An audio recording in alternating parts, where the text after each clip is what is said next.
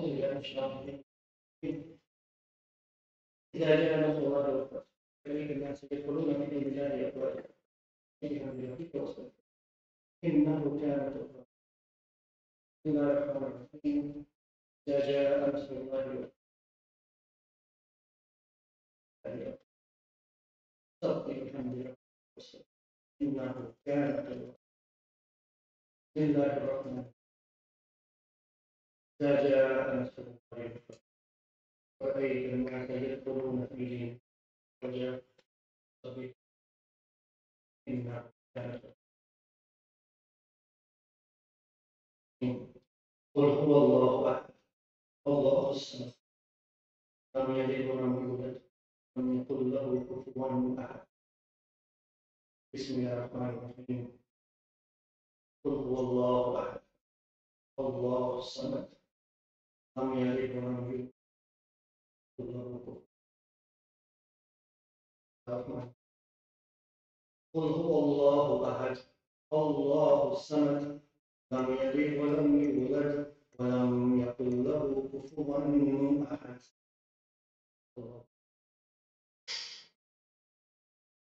So, for many of us, this is difficult. I'm going to be a little bit scattered. I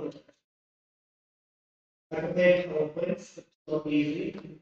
Usually, I am on top of these things, but today is a little bit hard.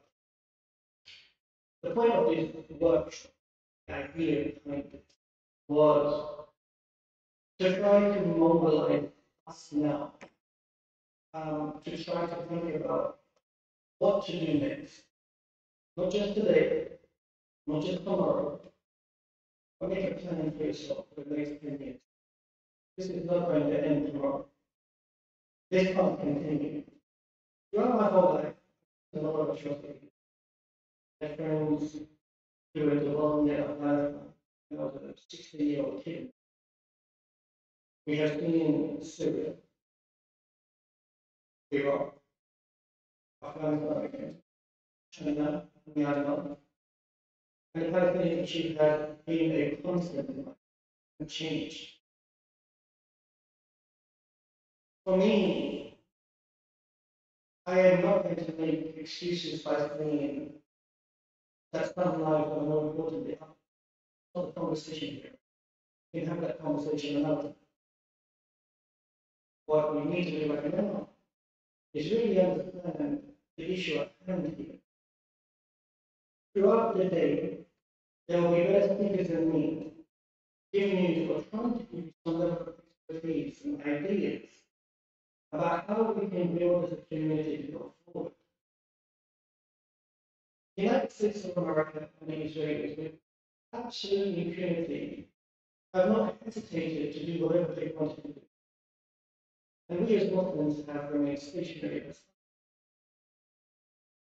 They have plotted and they have planned continuously throughout my life to achieve their objective. And you have done absolutely nothing. I am tired of blaming our leadership. I have no expectations. What I have an expectation is that you, the Ummah, will now do something. You can go out and demonstrate the way of access. I have no problem with that. I think protests do have a purpose. But if after this week, next week, or the week after, we haven't been able to find tangible solutions, then we're in trouble. We are in absolute trouble. I'm willing to get into trouble. I really am. Yeah. People have already spoken to me and told me that I'm risking my academic career. Don't care. You have children who are being sacrificed, land being lost, memories being stolen. The least I can do is to try to show something of equivalence, which will never be. So today, I'm asking you, I'm urging you, in a very somber manner, and there is a part of my soul that feels like we're over your. But we need to be proactive. We cannot any longer be reactionary. We try. It's not working. We try to hold peace. It's not working. We try to remain passive. It's not working. We try to go home and play our laptops on our iPhones. It's not working. I don't want to keep giving these rallying speeches to you guys. The point of today is after today. Not only are you going to be held accountable from the Ummah by and large, what's happened in the last 50, 60, 70 years, if they are not going to escape, if the Israelis are not going to escape the wrath of Allah Ta'ala, if the Americans are not going to escape the wrath of Allah Ta'ala, we too are not going to escape the wrath of Allah Ta'ala. Don't think we are safe just because we're Muslim and we care. That's not enough. So right now, the whole point of this, the reason why we, not me, we organized was that we want to start to make sure you start making plans. Make a 1-year plan, make a 5-year plan, make a 10-year plan. Where do you see yourself in 10 years' time? If the only thing you see yourself in 10 years' time is that I went to university, I got an education, and I got a maximum in trade, that's not why you learn education, that's not why you learn knowledge. The reason why you learn knowledge is to please your maker, it's to support your community, it's to be a citizen for good. If you cannot be a person, and all you are interested in is making money and being famous, which fails the community, we absolutely fail. I will not condemn us, make it very clear, because I have nothing to condemn anyone about in that sense. What I'm asking you as a community, is look at yourselves carefully. You only have one entity to answer to, that's Allah Ta'ala, that's it. You answer to Allah. If you're going to be afraid continuously about the games of them testing your humanity, if your humanity is continuously going to be put on some sort of platform in this way, and you're going to cower and be afraid, then you've missed what's going on here. As a historian, I've continuously tried to propagate the importance of context. They're not interested in context. And people keep telling me we need to change the narrative. They don't care about the narrative. They're not interested in what you think. They're not interested in how you feel. They're not interested in our lives. If we don't understand that, then something is horribly wrong. This is why I keep saying that if we do not learn as Muslims, as Arabs, as Turks in this region, if we do not learn from the last 2 weeks anything, and we continue to go home and drink chai and eat kurufusulye and go into our laptops, something's horribly wrong with us. We are the ones who have become contaminated, not them. They are already lost. We still have a chance. We still have a chance. Allah Ta'ala is giving us an opportunity.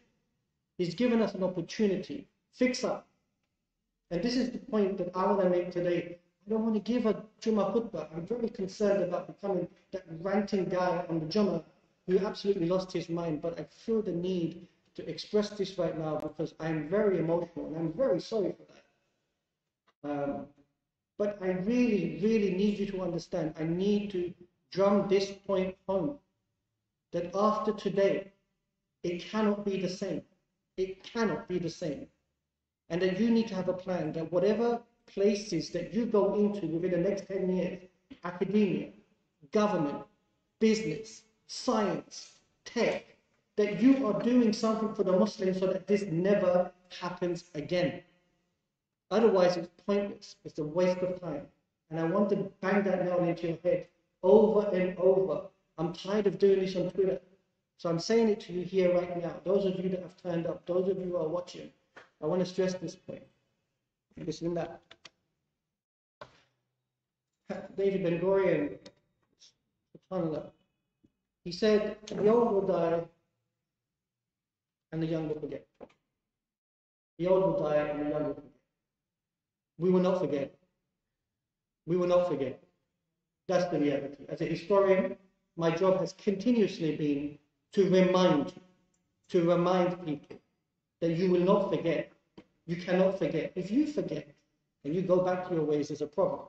Because that's exactly what they wanted. That's exactly what they expected. The interesting thing about being a historian is that often we know the end of the story when we're doing history. So when I'm writing about the Ottoman Empire, I know the collapse of the Ottoman Empire. I know the end of the Ottoman Empire. I know the end of that story. But you know what's interesting here is I also know the end of this story. Allah Ta'ala tells us in the Quran. We know the end of this story. We know what's going to happen on the Day of Judgment. We know what we're going to be held accountable for. We know that they're not going to achieve this until the end of time. It's impossible. It's rationally impossible to assume, like they're trying to convince us, that they're going to be here until the end of time. It's not going to happen. It's not going to happen. So in the end of the day, what I want you to understand is, where do you sit in this story? Where do you sit in history? What will you be known as the people in history? This is not the first time this has happened in our history, and I wanted to read this to you. But during the Crusades, Abu Sa'd al-Hawari was an alim, and everyone talks about Sabahattin, but I want to mention to you about al-Hawari because he's important. He said, during the Crusades, the azan was banned. Salah could not be performed in the masjid. Aqsa was a church. And the courtyard was turned into a stable for their horses. Brutal massacres. 70,000 people, Muslims and Jews, were killed. So he makes his way to Baghdad. And in 1097, he says to the Muslims at the time, and they tried to calm him down as he was yelling and screaming to speak to the Khalifa. And they said, take it easy. He said, no. He had shaved off his head as a sign of mourning. And the reason why I'm trying to explain this to you is that it's not only soldiers, we as scholars, we as people of education, we those who stand on the pulpits, we have a responsibility. And he says, how dare you slumber in the shade of complacent safety, leading lives as frivolous as garden flowers, while your brethren in Bilad al-Sham have no dwelling place, save apart from the saddles of the camels and the bellies of vultures. Blood has been spilled. Beautiful young girls have been shamed and must now hide their purest faces in their hand, with their hands. Shall the valerious Arabs resign themselves to insult and the valiant Persians dishonor? He then continues, I do not need your tears. I'm not here to see your tears. I want you to make action.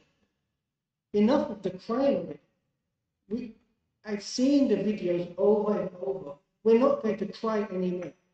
We're not going to cry anymore. We've done that. Now we're going to move. So I want you to think about it. What is it that you're going to do next? Because this was not the first time. The Crusaders had taken that region for 88 years. 88 years. They're not here anymore. They're not here anymore. The assumption that the Israelis are going to be here forever is a fallacy. It goes against rationality and it goes against the Quranic principle. Nothing survives forever. Now, people might critique the Taliban and so forth, but one of the interesting things you can learn from the Taliban is the Americans came, the Americans went. The Russians came, the Russians went, but they were still there. We Muslims are always going to be in this region. We are not going anywhere. We're always going to be here. Remember that. So in that sense, we need to find a way of mobilizing. All right, so going forward, one of the points I wanted to make in my presentation, probably the weakest one, but I wanted to put Islam on the table because you're going to get a lot of expertise, but if this doesn't evoke anything regarding Islam, then we are lost here. Allah Ta'ala, when He created Adam alayhi salam, Adam alayhi salam signed a covenant with Allah Ta'ala on behalf of humanity. La ilaha illallah. La ilaha illallah. For Adam alayhi salam at that time was not on this dunya. What Adam alayhi salam understood was Allah Ta'ala was al-haq. Allah Ta'ala was the only reality. La ilaha illallah meant that only Allah Ta'ala was the reality, nothing else. Nothing else. Here, it didn't mean no other partners but Allah Ta'ala. There was no one but Allah Ta'ala. And Adam alayhi salam understood this. He understood that his whole purpose of existence, his whole being, the representation of humanity was La ilaha illallah. When he came to this dunya, one prophet after another made the same call, La ilaha illallah, the call to Allah Ta'ala, that everything else is deficient apart from this, that everything else needs to be deconstructed apart from this, that everything else needs to be decentered in their lives apart from this. And then Rasul Sallallahu, the last messenger, comes, and what happens? Ashhadu an la ilaha illallah wa ashhadu anna Muhammadin abduhu wa rasuluh. Abduhu, what does that mean? He is Abdullah. If he is Abdullah, what are you? Abduhu to who? To Allah Ta'ala. But what did that mean exactly? It didn't mean that he was a slave of Allah Ta'ala. A slave can have freedom. There's no freedom here. You are compelled to submit to the will of Allah Ta'ala. This is why the Quraysh came after him. Not because he was going around convincing people simply to pray. It's because he was asking people to decenter their lives in terms of what they were living at the time and to center it around Allah Ta'ala. To center it in terms of the mission of Allah Ta'ala. To center it in regards to knowing that you live a life of submission. And how did he do that? What a sulu. What a sulu. In that sense. Understand your shahada. Understand it clearly and properly. When you hear the adhan 5 times a day, what are you listening to? You're listening to your shahada. You're listening to your aqidah. Allahu Akbar, Allahu Akbar. Ashhadu an la ilaha illallah. Ashhadu anna Muhammadur Rasulullah. And then comes the salah. And then comes the falah. And then once again, Allahu Akbar, Allahu Akbar. La ilaha illallah. I have to instill this in you. Why? Alright. The reason why I'm explaining this to you is because now's the time to decenter the West. You have to decenter the West from your lives. The liberalism, the freedom, the culture, everything that you orientate yourselves to towards the West is not superior than Allah Ta'ala. You need to decenter that right now. The institutions, the structures, nothing, including yourselves. You have to decenter yourselves. You have to decenter yourselves. Don't think that you're the most important person in the world. Don't become that selfish and thinking it's all about you. When Rasulullah was in Taif, and when he was abused in Taif, what did he say? He turned to Allah Ta'ala, and he didn't say, why is this happening to me? He said, Ya Allah, give me the strength so that I can fix it. Give me patience so that I can achieve your objective. He didn't back down. He was asking for strength to go forward. He didn't make excuses for himself. Like some people here in the West who are watching today, and I'm sorry if you get offended by this, but we're not that important. I was listening to Sheikh Diddle, who was speaking to the people of Gaza. We have somebody from Gaza here today. I'm ashamed to look at him. And he was speaking directly to the people of Gaza. Directly to the people of Gaza. And my colleagues and friends in England were saying, we need the ulama to give us hope. Why do you need hope? They need hope. You need to be strong for them. Contact the people in Gaza and tell them that you see them, that they are visible, that they exist, that you're going to do something for them. We're on the periphery. They're in the center. They're teaching us a lesson with their lives. It's a very expensive one. It's a very expensive one. And if we don't learn from this, like I said, so the point of the decolonization that I say is the Quran. Turn to your Quran. Turn to it, for crying out loud. Allah Ta'ala says in the Quran, Alif Lam Mim Zalika Kitab Ar-Rahman Allama al-Quran. Yasin al-Quran. Continuously reminding you that the Quran is synonymous with him. His word is synonymous with him. Are you not going to learn? If you do not learn, it means you're not reading the Quran. Your relationship with the Quran is very poor. Not only in the sense that Islam doesn't need you to defend it. Allah will defend his deen. Islam is here for your salvation. Don't be that arrogant and assuming you're defending Islam. Allah will take care of his deen. You need it. And if you need it, turn to the Quran. And the Quran is not just a book that you read for spiritual healing, which you need. It's also a book of instruction. It's also a book of instruction. This is the point I wanted to make. Right? Allah says here that all you who believe, take not the Jews and Christians as your awliya, your protectors, your helpers, but they are but awliya to one another. Fact. That's not an opinion. Allah is saying it. There's nothing more true than that. If you want the proof in this, just look at what they did in Gaza with impunity. They came together and said, we don't care what we think. We're going to blitz it. We're going to blitz it. And they came together and they bonded. And who are we turning to? We're turning to them to say, please stop, do a ceasefire. We don't turn to them. Allah Ta'ala is telling you, turn to Allah Ta'ala and then fix it yourselves. Fix it yourselves. Do something. You need to do something. This is the point I'm trying to make. Allah Ta'ala then later says, they wish that you should compromise in your deen with them, so that they too would compromise with you. They want you to compromise your deen. And I want to say to all these liberal Muslims who are watching today, okay, what did you get? What happened? What happened? You were explaining to us. What? I'm giving you some advice. We might be upset with you. They hate you. We might be frustrated with you. They can't stand you. Come back to the Ummah. It's not too late. It's not too late to turn back to Allah Ta'ala and His community. The Gazans are a microscope of what's happening in the Ummah itself. The humiliation of the Gazans is the humiliation of the Ummah by and large. Not only that, but the rest of the world. The way I explain it is, it's a ripple. You throw a stone in a lake and it ripples up. They are at the center. They are facing the extremity. And we are at the edge.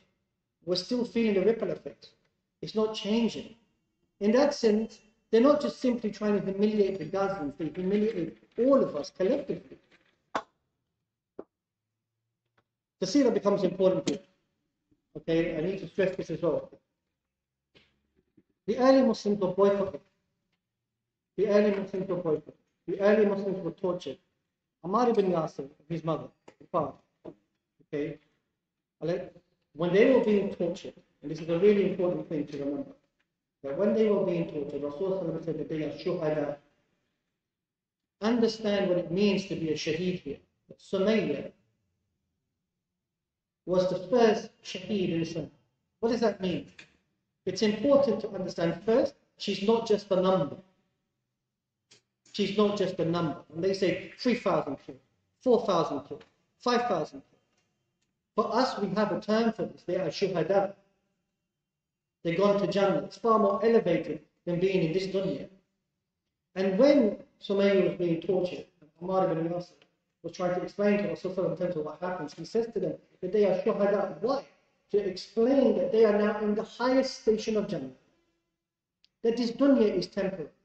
He orientated their thinking towards the akhirah. They understood it. It gave them solace. Not only that, the people that survived then understood that yes, it's tough. We cry. It's hard. But they are shuhada, that we are still here. What are we going to do? It was a coping mechanism as well.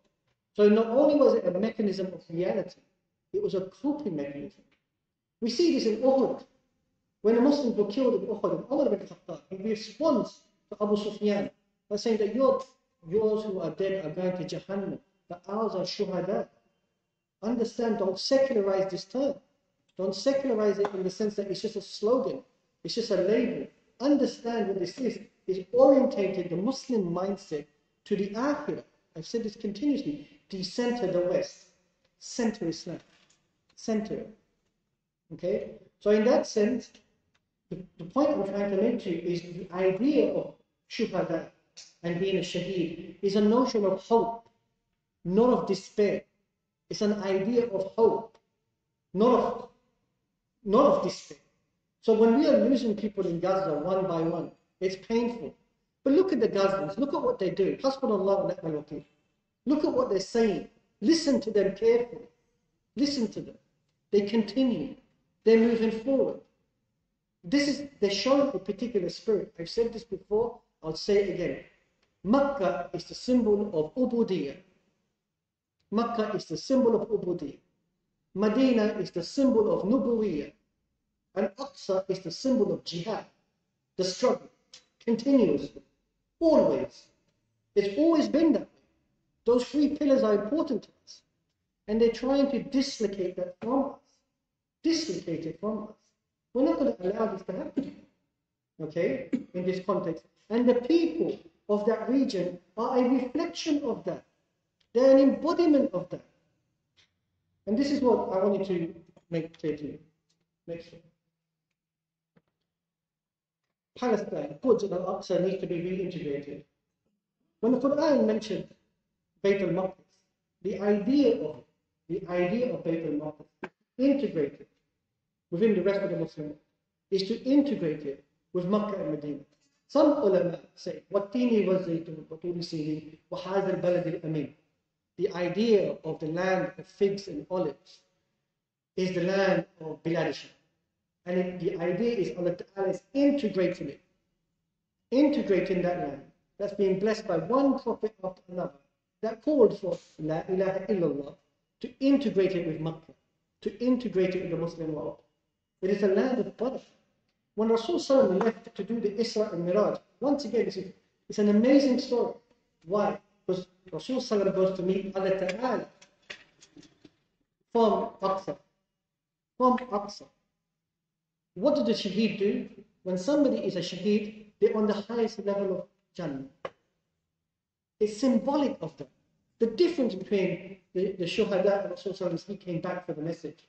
He returned. But the symbolism remains. The symbolism remains in that context. The struggle is real.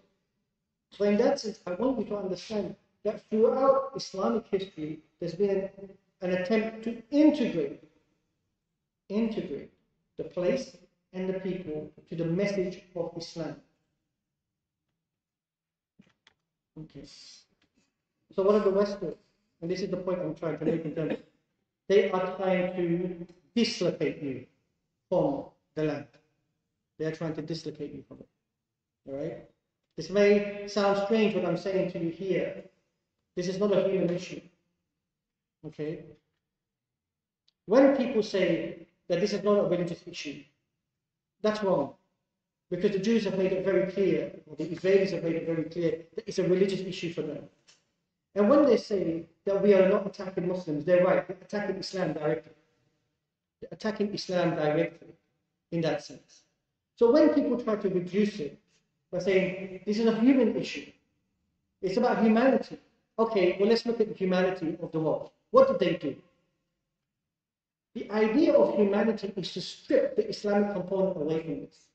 Is to reduce it, flatten it out. When it becomes a human issue, you flatten it out. It becomes everybody's the same. We're not the same. We have different values. We have different ways of looking at the world. The people and the land means something else to us. When they say it's a Palestinian issue, they localize it. It's a reduction once again. It removes Islam from the question. The most important thing, alhamdulillah, is the Palestinians themselves. The Palestinians themselves are attaching Islam to the question. And then you go around and you read comments by, the Hadith sisters. They have not got a clue what their people are going through in Gaza. Because if they understood what the people of Gaza were saying, then they would reorientate the way they think. Absolutely change the way they think. And this is the point. Listen to the demonstrations of the people in Gaza. What are they calling for? What are they calling for? And this is the point. If this is a human issue, Islam is missing. If this is only a Palestinian issue, Islam is missing. I'm not afraid to say this. This is an Islamic issue. I'm continuously banging this drum over and over to help you understand that the issue of Bayt al-Maqdis in the Quran continuously is to attach it to the notion of La ilaha illallah. This is the point. Okay? The Zionist project was designed to dislocate Muslims from that project. They did it piece by piece, bit by bit. They made it difficult for us to go there. They made it impossible for us to visit. They took land, salami slicing the way through, piece by piece. We're not going to give it to them. We're not going to give up on this. So you have a choice right now. You are either going to see Bayt al-Maqdis liberated, or you're going to see Aqsa be lost in your lifetime. One of those two things are going to happen. Because they're going for it. They're pushing for it. And they're doing it flagrantly. So remember my words carefully. I'm really scared that I'm going to be one of those people in the generation, in history, that's going to say that I either saw the liberation of Bayt al-Maqdis or I saw the fall of it. This can't continue in this sense. Okay? Many ulama make the argument that Bayt al-Maqdis is not just Quds or Gaza or Palestine. It's Bilad al-Sham, the whole area. I'm not ignoring the Syrians in their plight here right now. I want to make it very clear that when I talk about integration, this is the argument I'm making, that we need to reintegrate this back into the chest of the Ummah. They're taking it away from us. Remember the symbolism I said, that if you take Aqsa as a symbol of what it represents away from the Ummah, you dislocate it, and you simply become a people who want to pray, and that's it, then we have a problem. That's exactly what normalization is about. Normalization is what? Make things normal. These Muslims will pray. They'll leave us alone. Yeah, everyone's okay. Everything's fine. You know. So I want you to understand that the de-Islamization project, because that's what it is. Zionism is a de-Islamization project. Okay. Its attempt is to destroy mosques, religious places, tekfis, zawiyas, hospitals, neighborhoods, street names, and people's lives. Don't let this become another Andalusia. Don't let this become another. I go to Granada and it's embarrassing. It's embarrassing that you can go into a Burger King in Granada and they sell alcohol, and then you go out there and you're looking at Khamr and you're thinking, what's going on here? What happened? And Muslims wept for that. But we're not going to cry for this. This is far more central to the cause. Muslims in the West try to convince me, really, they do, and as a Western Muslim maybe, that this won't happen in the West. We're going to be safe. It's going to be okay. You're exaggerating. You're delusional. They have previous. History tells you that. You're delusional. And if people in this region think everything's just going to be fine, if I just close my eyes for 2 weeks, it'll go away, alhamdulillah. You're wrong. You're wrong. They haven't stopped for 75 years. Over and over and over. This is the point I'm trying to make to you. But it cannot stop here. We cannot stop here in this context. So I want you to today, I told you before that my talk is just about centering Islam here. And the point I'm trying to make to you is when you're listening to the other speakers, I want you to think about how can this fit within our Islamic paradigm? How can this fit within our Islamic worldview? How is the history they're telling us going to help us here? How is the activism they're telling us part of the Islamic solution? How is it? How is it? Like I said, you can all go and demonstrate if you wanted it. But after that, you need to think about solutions. Problems have solutions to it. Okay? So, if you want to boycott Starbucks, that's your business. But you need to do more than that. You need to do more than that. That's not enough. That's quite weak in that. What you need to do is say, okay, I'm going to be intelligent. I'm going to stand up for this ummah and I'm going to give them solution. I'm speaking to you here today because you consider yourself people of knowledge, or people who want to study, or people who want to learn. Then when you go into those positions of authority that you go into, you make sure that things will be different in the future. They won't be the same. All right. This is my look. Okay, I said this slide already, but anyway. You know, one of the things that I want you guys to remember is sometimes we want to celebrate the great leaders like Sabahattin and so on. But without Nizam al-Mulk, there would be no Sabahattin. Without Al-Ghazali, there would be no Sabahattin. Without Al-Harawi, there would be no Sabahattin. When Sabahattin conquered Quds, it was the Imam Ibn al-Zaki, or Zakiuddin, who gave the khutbah to the Ummah. It is an imperative on all of those who consider themselves ulama to say something, to speak the truth. It's better, this is my own words, it's better to do one haram than two. If you're not going to defend the Palestinians, then stay at home. Let someone else do the khutbah. Stay at home. I would tolerate somebody who doesn't want to say something because they're scared. I will not tolerate somebody who goes up on the minbar and doesn't defend the honor of their life. I will not accept that. I will not accept that. We as a religious community, as a religious fraternity, I said this before, now is the time to show your Islam. Now is the time to show that you are people of patience, you're people of submission, you're people of hidayah, you're people of the Quran, you're the people of justice, you're the people that uphold the truth, you're the people that stand and are counted. The dunya is watching us right now. The dunya is watching us right now. And you need to show them that the values they carry, it's not hypocrisy. They've made it very clear from the beginning they don't believe in it. Hypocrisy is when you say something and you do something. They've been saying it from the beginning. We're going to do this, we're going to achieve it. They bang the drum over and over and over. I'm going to conclude it here because I've gone onto a rant and I'm so sorry. I said I was going to do this. Now let Allah forgive me. All right, conclusion. I want you to improve your relationship with Allah. I want you to improve your relationship with Allah. I can't stress this enough. Victory does not come to those who don't have an improved relationship with Allah. In the last 10 to 15 years, I've noticed that one of the problems that we have had as a community is either we misunderstood the reality or we misunderstood our relationship with Allah. One of the two. We took it for granted. We took it for granted that the relationship of La ilaha illallah was just to wake up for Sabahattin and fast and that was it. We understood nothing. This dunya we were put here for ubudiyya, which means everything you do is about submitting to Allah. In that sense, to understand your maker better, read his Quran. Start reading it. Make it a staple in your life in the way that you're drinking this tea and water here today. Make it a staple. It's not sufficient for it to be collecting dust in the shelves of it. You know.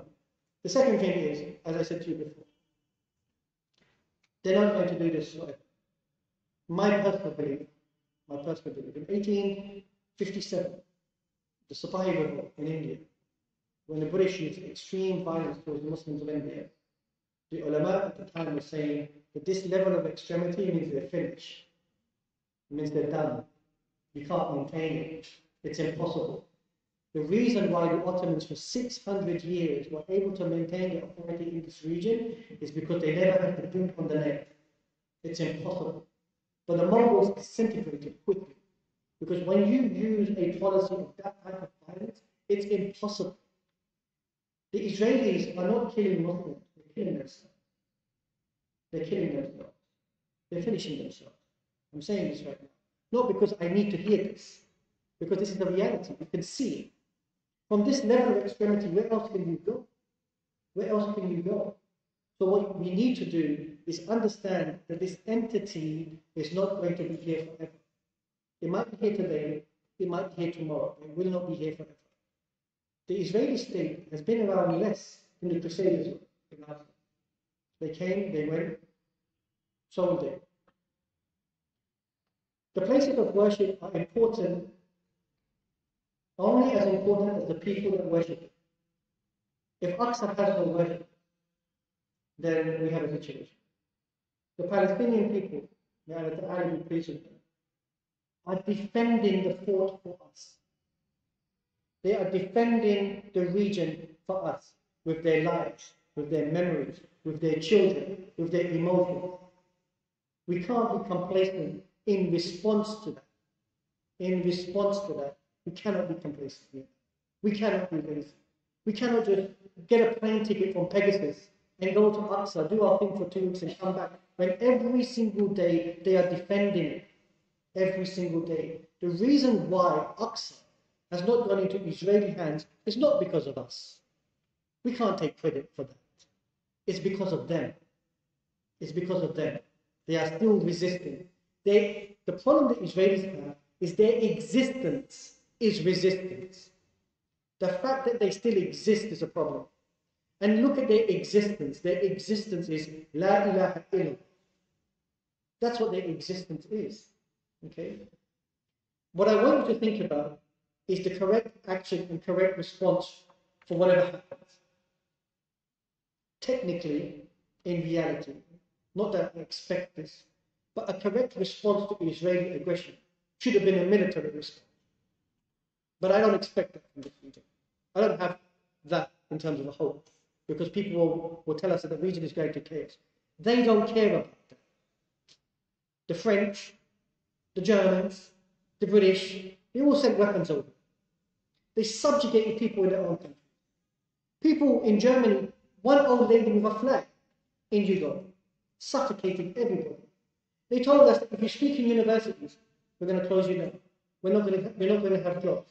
The students are not going to graduate. If you go into school, we will arrest you. Like, what more? They're doing everything in their power. And the response to this, and I'm not belittling it, but the response to this is not, we're not going to drink Starbucks. That's not the apt response. That's the weakest response. There needs to be something stronger than that. This is why I'm saying to you, mobilize. Start thinking. Have a 1-year plan, have a 5-year plan, have a 10-year plan as a community and as individuals. As individuals. Where are we going to go from here? People think that I criticize this devil. I don't. I want it to be better. As Muslims, we always want to be better. Can we be better as Muslims in this country? Of course we can. Of course we can. The next point I want to make is I really need you to study your deen. I really need you to study history. And you need to study politics. You need to study politics. You cannot just be, your politics cannot just be JHB, our party, E party. That's not politics for me. Understand what's happening in this region. Understand what's happening in Saudi Arabia. Understand what's happening in Iraq. Understand what's happening in the United States of America. Don't be so politically illiterate. Because we are politically illiterate, we don't know how to fix this problem. And this is why we go to Stanford. It's unacceptable for me. So the end of this workshop is not that you go home and feel bad or good. I'm not trying to do that. Wallahi, I'm not trying to do that. The point of this workshop is to get you to think, okay, I need to learn my religion properly. I need to learn Islam properly. I need to know what happened in the past properly. And I need to understand what's happening in the world properly. It's incumbent upon me. You need to do this. All right. Ibn Khaldun, I'm pleased with him, another alim, he said that there are times in history where an event or a moment changed people forever. Forever. It feels like that moment. I've seen on many occasions things like this happen. This feels like that moment. It feels like a moment in this ummah. Alhamdulillah. Alhamdulillah, the ummah is not dead. Alhamdulillah, the ummah is not sleeping. Alhamdulillah, this ummah is not finished. Alhamdulillah, people are still turning to Allah Ta'ala, still invoking Allah Ta'ala's food. Alhamdulillah. But Allah Ta'ala's expectation from us is to then be proactive. We know this from Maryam alayhi salam. When she was pregnant with Isa alayhi salam, Allah Ta'ala asked her to do what? She was hungry. She had to stand up. She still had to put her hand on the tree. He could have given her the dates, but he expected an action from her. An action. And this is what I expect from us going forward in this sense. It sounds crazy, and I've been saying this for a very long time. The West is in decline. It's a mess. They're finished. Their culture is finished. Their popular culture is finished. The way that they look at the world is finished. Their liberalism is finished. Their freedom is finished. It's finished. I come from the West. I can see it. Every time I go back to the West from Turkey, it feels worse. They're falling apart. You have an opportunity here. There's going to be a void. You need to fill it. I don't hear things like China and Russia and so forth. You're Muslim. You need to fill that gap, that civilizational gap. We need to fill it. We need to fill it. Okay? And finally, do not lose hope. Do not lose hope. I'm not here to say we are hopeless. I'm hopeful in a strange way. Even though it sounds like I'm having a go at you, I'm not. Wallahi, I'm hopeful. Because we're the Ummah Rasul. A Muslim by his nature and her nature must be hopeful. Alhamdulillah. We are the people of Alhamdulillah. We are still here. The reason why I kept explaining to you about the Crusades and the Mongol invasion, you know, to be honest with you, the American invasion of Iraq was far worse than the Mongol invasion. Was far worse than the Mongol invasion. We're still here. We're still here.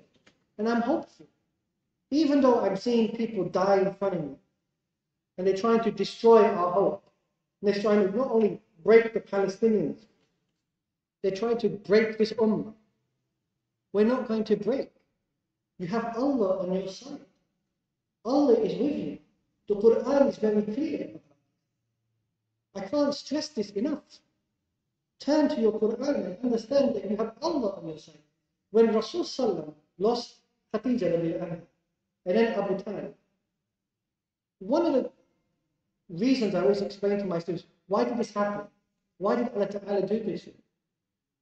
And then he goes to Taif to try to convince the people of Taif that we need political representation. So two things happened here. One is Rasul Sallam lost his wife and his uncle. And two, he went to try to get support for his leadership. What do we learn? The first one is Allah is sufficient for him. Allah is enough for him. He understood that Allah was sufficient. And two, that he had to turn to the Muslim community, because only the community can support itself. You're not going to get support from the outside. They've just shown it to you. They're not going to support you, whether you're in the West or you're here in this region. Expect no support from them. Start supporting yourself. Start supporting your projects. Start supporting your institutions. Start supporting your students. Start supporting your businesses. You know, one of the things that you see about the Israelis is they have all these lobbies supporting themselves. You need to do the same. This internal fighting is nonsense. It's nonsense. I told you before, they are united in their movement towards us. We are disunited in our response towards them. It's unacceptable. It's unacceptable. So this is the point I'm trying to make here, is that do not lose hope. The fact that you are all here today, alhamdulillah. Alhamdulillah. It makes me feel better, because I do believe this. You are the future. When I look at the Israelis going to the United Nations and bringing a rock, or bringing PowerPoint, thinking, what are you? This is from the 2000s. And you know why I say that? It's because when I'm teaching my students, they're so ahead of me, technologically, scientifically, intellectually. We have the human capital in this room. We really do. We just need to start using it. You know, the amazing thing about Harvard, Princeton, Yale, they don't produce the best students. They take the best students from around the world. They take them. And they take our students, the best ones. And we go there, and we don't come back. We don't come back. You know why? Because we were fed the lie that we have the freedom of 20 different flavors of ice cream when we go to the supermarket in the United States of America. That's what they feed us. And when we come here, we say, you know, but the Muslims are so bad. We internalize it. We internalize that colonialism. That's got to stop. If we want the Muslim world to change, if we want it to be better, it's going to be hard. There's going to be a struggle. You need to come to this part of the world, and you have to accept that you're going to have challenges, that people are not going to accept you, that you may suffer from xenophobia, that people may critique you and attack you. Doesn't matter.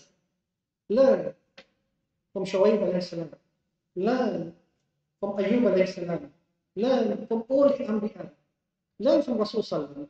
He was given the word of Allah. He was chosen by Allah. He was showing them wahi. They were still rejecting him. He never gave up. He kept going. So those of us that live in the Muslim world, the idea that it's difficult, they don't listen, it's hard, it's better to be in the West. at least I've got freedom. At least I can go to the cinema. It's not going to wash it now. It's not going to cut it. In order for us to make change, we're going to have to go through struggle. This is my last point. My students know this point, but I'm going to drive it home for those who are watching. Islam expects 4 things from you. The first one is absolute sincerity. Absolute sincerity. 1, make sure you are sincere to Allah and the cause of His Messenger. When we say Surah Ikhlas, it's a really interesting surah because it's, I think, the only surah where the word Ikhlas is not in the surah itself. The sincerity is to who? It's to Allah. Sincere to Allah. That means you have to recognize La ilaha illallah. The second thing, be people of knowledge. Be people of knowledge. Don't be ignorant. The Jahiliyyah is not going to work. It's not going to cut it. Your knowledge, however, is dependent on your sincerity. If your knowledge is not sincere, it's not knowledge. It's just information. It's just data. It's just fodder. Sincerity to who? Allah Ta'ala. So if you want to be a scientist, or you want to be a physicist, or a mathematician, or an alim, it doesn't matter. Just make sure whatever you learn is sincere to Allah. Number 3, you're going to have to speak haqq. Speak the truth, yani. We are truth seekers, we are truth speakers. This is our culture. This is the point of knowledge. This is why we learn it. If today, right now, we are unable to speak the truth, if today, right now, we are unable to stand for the truth, if here, right now, the truth is taken away from us, then what's the point? What's the point? And if you're going to speak the truth, the last point, the final point, you're going to have to be brave. You're going to have to be brave. I'm not asking you to be stupid. I'm not asking you to be silly. I'm asking you to be brave. I'm hoping that you have enough emotional intelligence that you understand what I mean. Okay? In this sense. I'm just going to end with this. Bismillahirrahmanirrahim. وَالْعَصْرِ إِنَّ الْإِنسَانَ لَفِي خُسْرٍ إِلَّا الَّذِينَ آمَنُوا وَعَمِلُوا الصَّالِحَاتِ وَعَمِلُوا الصَّالِحَاتِ وَتَوَاصَوْا بِالْحَقِّ وَتَوَاصَوْا بِالصَّبْرِ. Thank you very much for giving me the opportunity to speak to you today. And the floor is now open. Assalamu alaikum.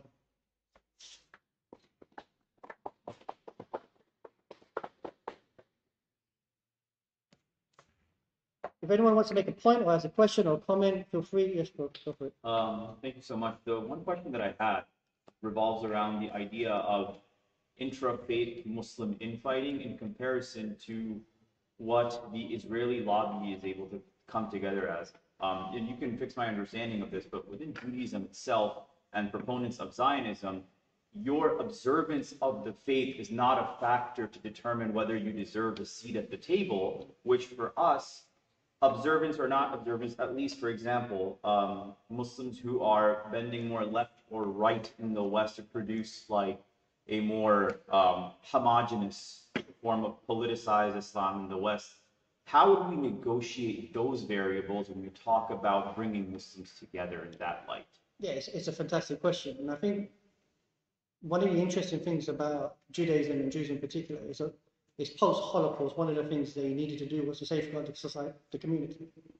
And so the community made particular discrepancies, which was, it was irrelevant whether people were religious Jews or not, they were still part of the community.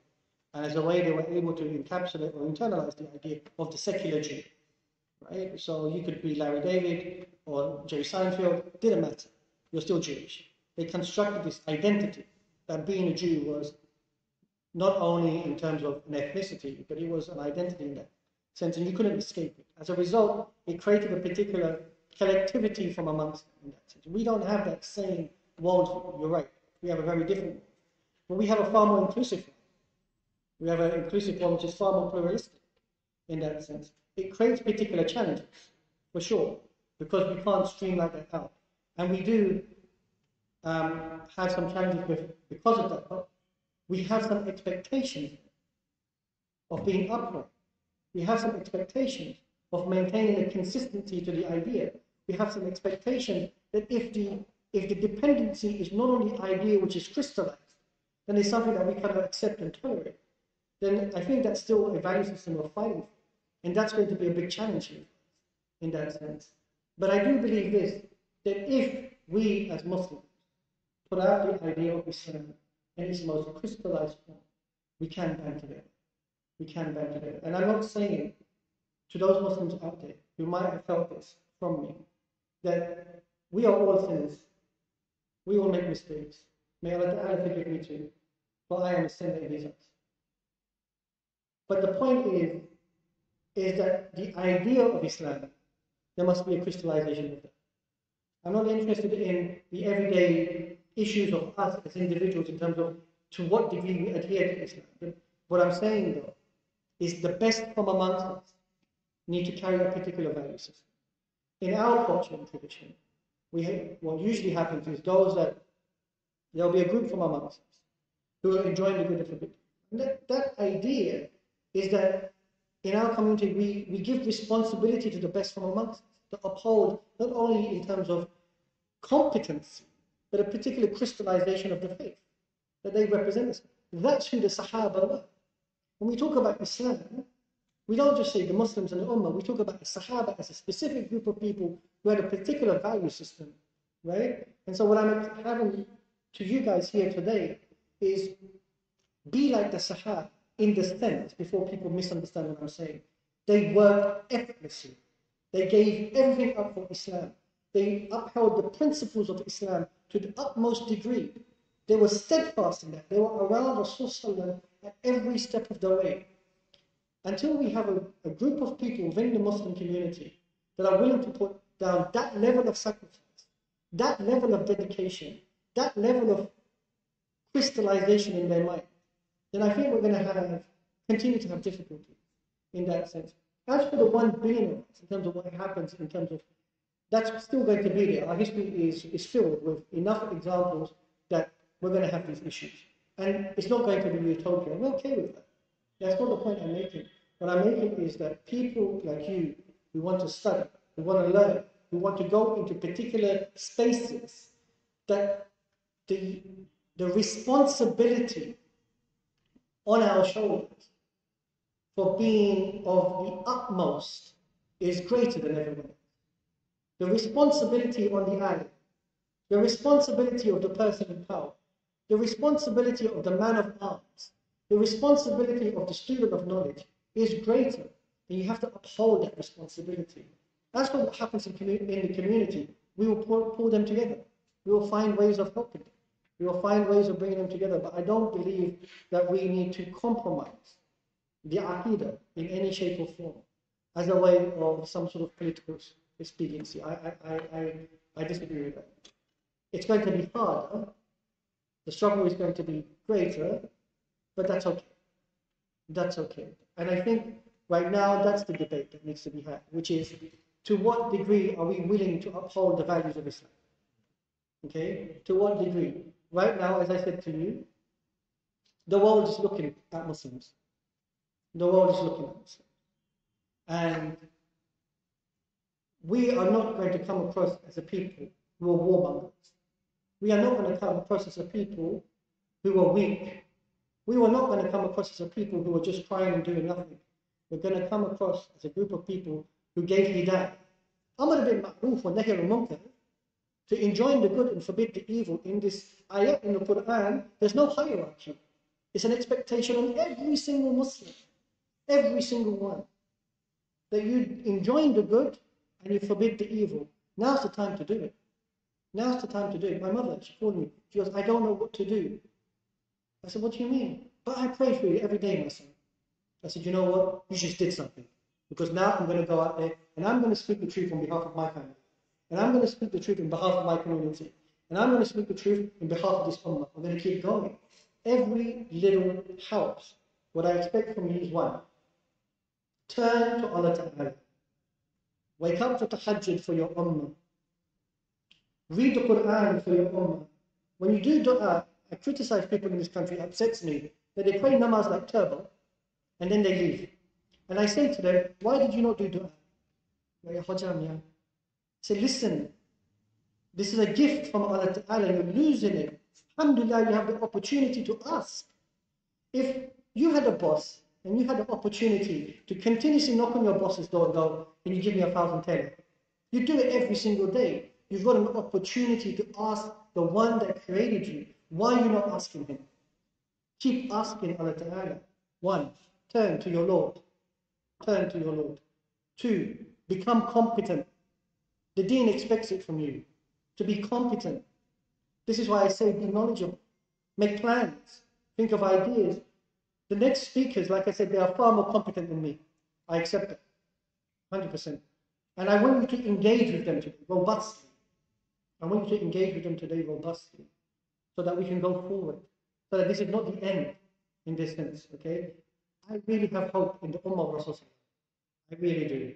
I said this before. Imam Ali radiallahu anhu, he said, be the fragrance of the flower to even the hand that crushes it.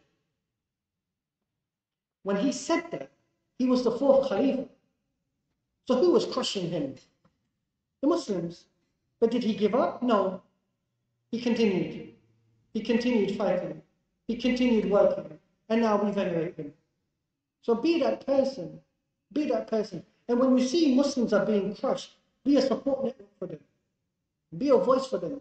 When you see that somebody is firing a Muslim, then take care of them. When you see somebody is not allowing a Muslim to publish, then help them publish. We take care of our own. We have to find ways. If you see a Muslim who wants to study but has no money, then support them, give them money. Give them money. Find ways of supporting this community. These liberal frameworks are no longer going to work for us. There has to be a different way now. We've tried it. We tried to say, okay, these are the rules. International law, I'm a historian, so I'll tell you this. I'm a historian of the 19th century.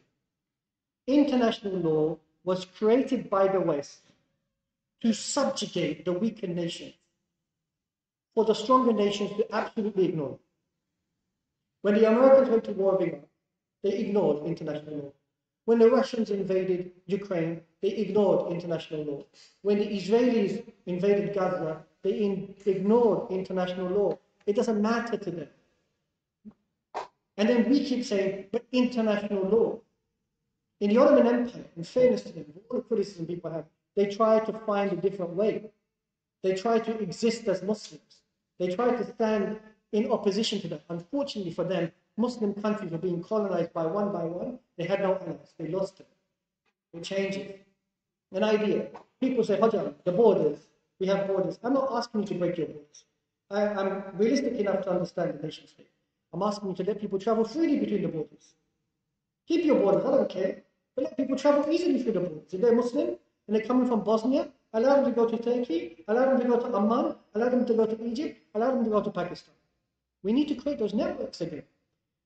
The 20th century, the West were insistent on breaking the Muslim network. They trashed it. They made sure that those networks that we have smashed. And then we've been recovering ever since.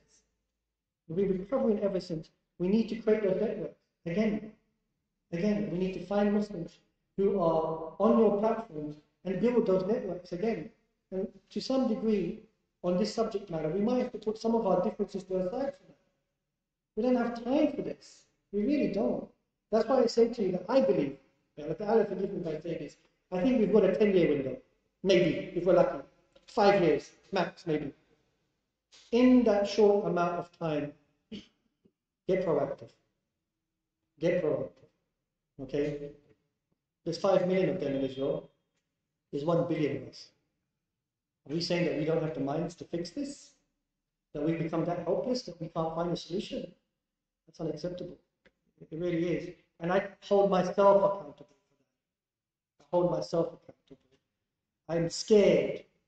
I'm scared to close my eyes at night and wake up in the morning in front of my maker. That scares me. Okay? Umar bin Khattab was very clear when he died.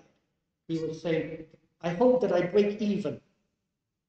He was guaranteed Jannah, and he was hoping I would break even because he was nervous. This level of hubris, sometimes I feel that we have as Muslims, where we're just coasting. It's not enough. It's not enough. Support one another. Be a brethren to one another.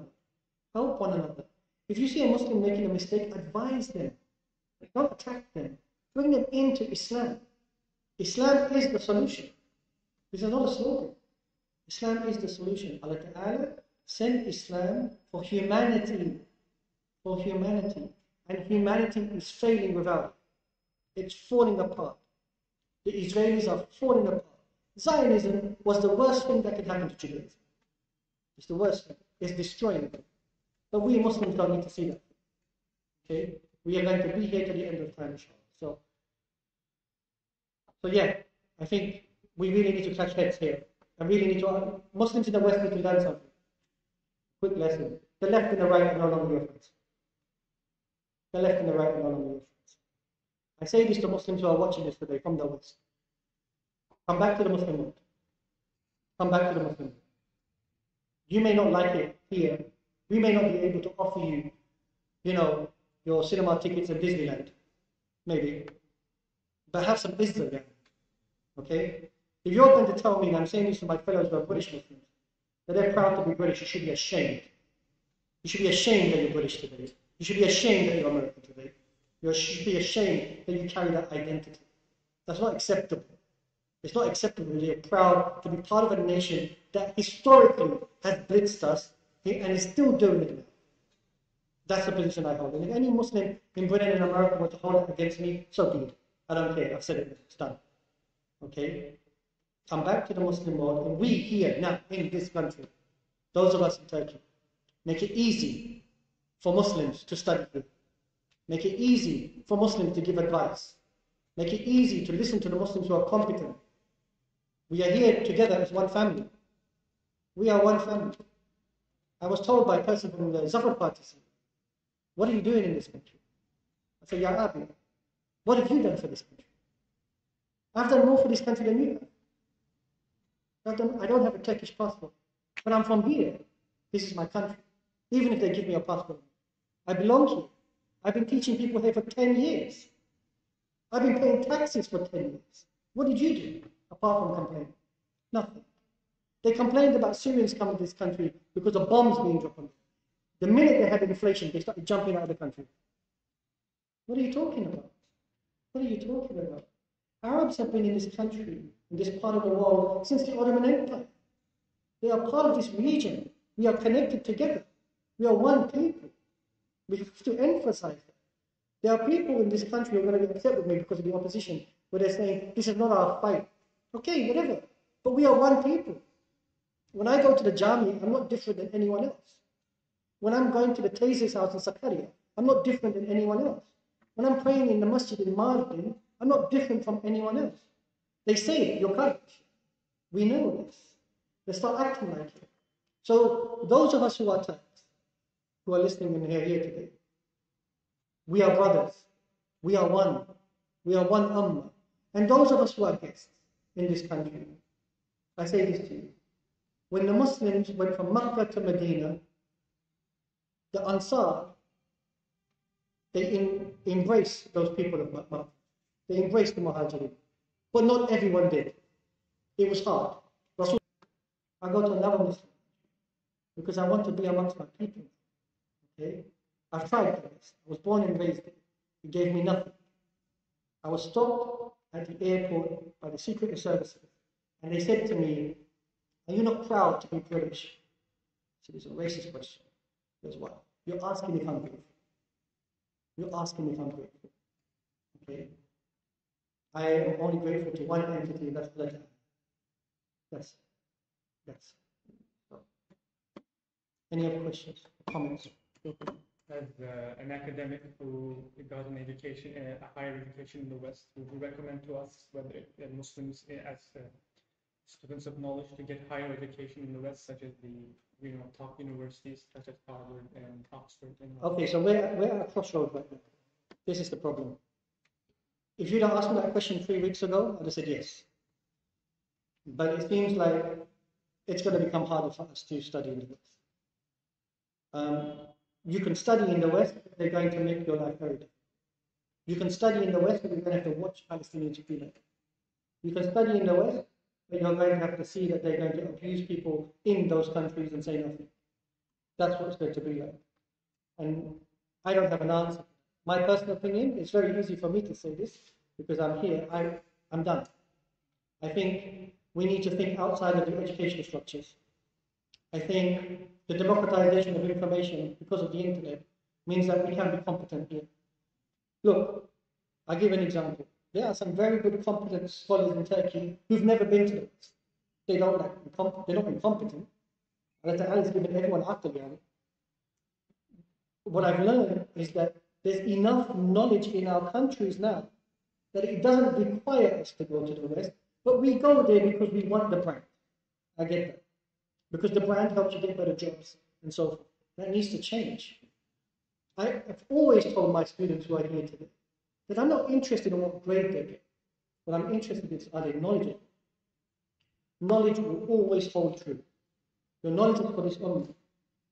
I'm sure there's going to come times and ways where we might have to go to the West and study there. Fine. But don't reduce your options. Those who are going there, I say intellectually come back. Come back. Okay? We need the expertise here. But my long-term point to your question would be, we need to build institutions in our country. And our institutions don't need to be Harvard, Oxford, Yale. It's not important. They can be different. But we need to build it here. The most important institution is the person himself. I always say this. In Islam, the most important institution was not the building, was not the madrasa, was the alim himself, was the person. Right? That's the most important institution. Become institutions. Become institutions of knowledge. Okay, in that sense. So, the answer to your question is, everybody's going to have to make an individual judgment on how they feel.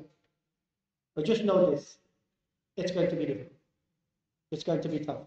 And Muslims tell me all the time, I'm going to go to the West, I can do this hijab, I won't take off my hijab, it'll be fine. Then they come back and one day they've changed. Because there's a sense of hubris in thinking that you can just go and we'll be fine. The pressure is extreme. There are some scholars here today who are studying in this. And for them, more than me is harder because I'm speaking as a person who lives and works in Turkey. They are still studying in those. And people are going to put pressure in regards to the idea that we may not allow you to finish your qualification. But they're still upholding the truth. They're still here today. They're still going to speak on the behalf of the Ummah. Why? Because I keep saying this.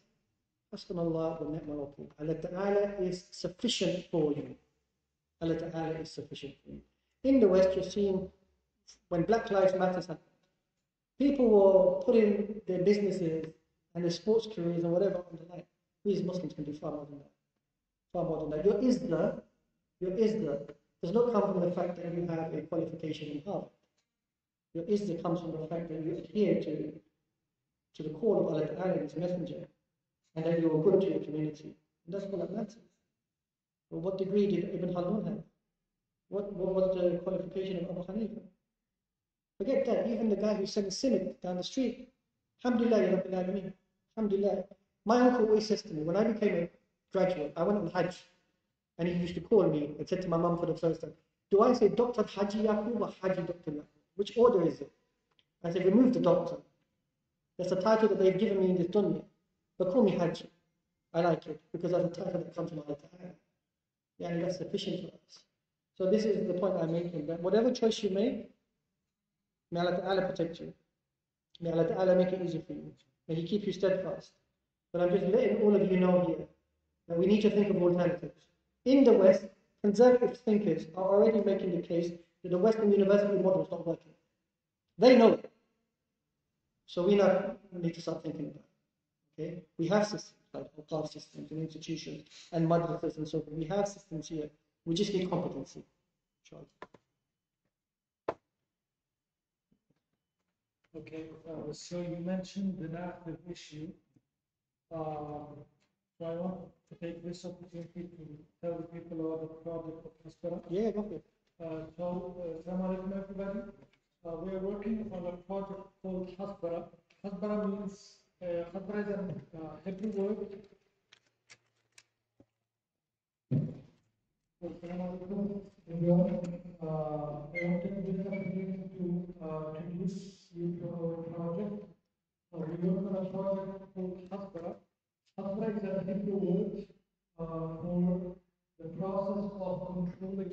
introducing narrative and narrating.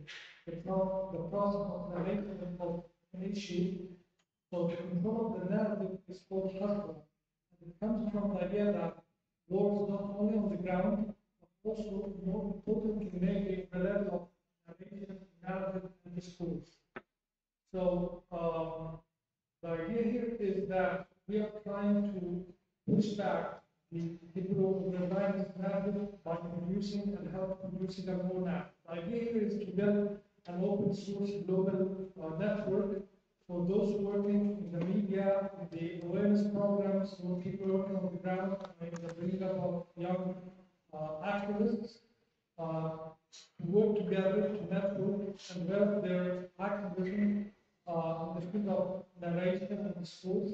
So if anyone of you is interested in joining this project, please idea for the rest of the day, so feel free to contact me or to come to me, inshallah. Thank you so much. Thank you very much. Before I move on to the next speaker, because unfortunately I've run into his time, Abdurrahman, my apologies for that. I said to you, we have a brother here today from Gaza. Okay? And so like I said, I find it difficult to make eye contact with him, but I want to say this, Khatib, that may Allah Ta'ala protect your family and your people, and that may Allah Ta'ala give them Jannah for those who are passed away. Now we're all here for you. We're all listening. And I want to make this very clear as well. We have not abandoned any other Muslim in any of the struggles that they're going through around the world. We have not abandoned the Muslims in China or in Syria or the Rohingya and so forth. But right now, the people who are here, the people who have families here, please tell them that we are with them. Please, they need to hear it so that they can feel a sense of strength, because they will relay that back to their people. They will tell their people that I came to an event and there were Muslims who cared. They haven't given up. Keep going. We haven't forgotten them in that sense. It will be unforgivable. So in that sense, Khatib, like I said, I apologize on my behalf. Okay, that I haven't done enough in terms of this ummah in general. But please, let the people know in Gaza that we are thinking about. We are working for them. And inshallah, as Muslims, we're going to keep working forward. And that's for all the Muslims who are struggling. Look, the issue of Israel is about Western hegemony. Okay, it's about Western hegemony. When that Western hegemony is broken, it falls apart like dominoes. So they're going to throw everything into it to keep the hegemony alive. They're doing that. What it shows you is that their house is a pack of cards. It's a pack of cards. It's not going to survive it. It's impossible right now. Okay? Inshallah, may this be the beginning of the end for them in that sense. I really hope in that sense. And may Allah Ta'ala, once again, guide us all. Thank you. I really want to stress this. So thank you all for coming. It's given me a sense of hope that we can do this. It's possible, okay? And we keep fighting. We keep fighting. Today is an emotional day, but we don't stop now, okay? So I want you going forward to organize circles, to organize book clubs, to organize sessions where you're learning what I've asked you to learn, okay? I want you to speak to journalists in this country and say, teach us about what you're learning in journalism, what's happening around the world, inform us. Have a better expectation from our journalists in this country. I want you to speak to the students or the teachers who are doing political science and say, we don't study political science, we study medicine, but can you do circles once a month on political science so that we can understand what's going on? I want you to, those people who are from the United States of America, say, tell us, explain to us, what is America like? What are the Americans thinking? What's happening in that country? I want you to inform and find ways of mobilizing to be the most informed people as possible. This doesn't need to stop right now. Okay, inshallah. Once again, thank you very much. Please stick around for Abdurrahman's talk, and Assalamu alaikum.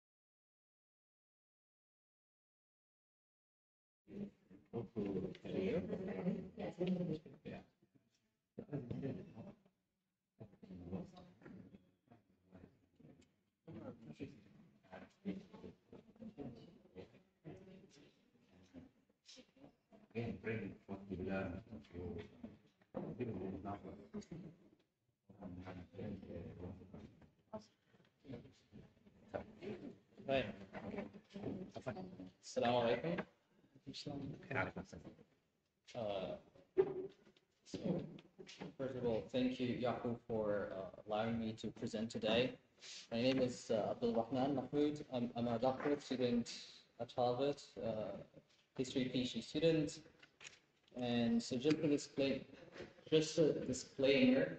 So I work in early modern Ottoman history. However, I was a teaching assistant for a class on the history of Zionism a few years back, and that presentation will be based on my own notes. The course was taught by a historian called Derek Penzler.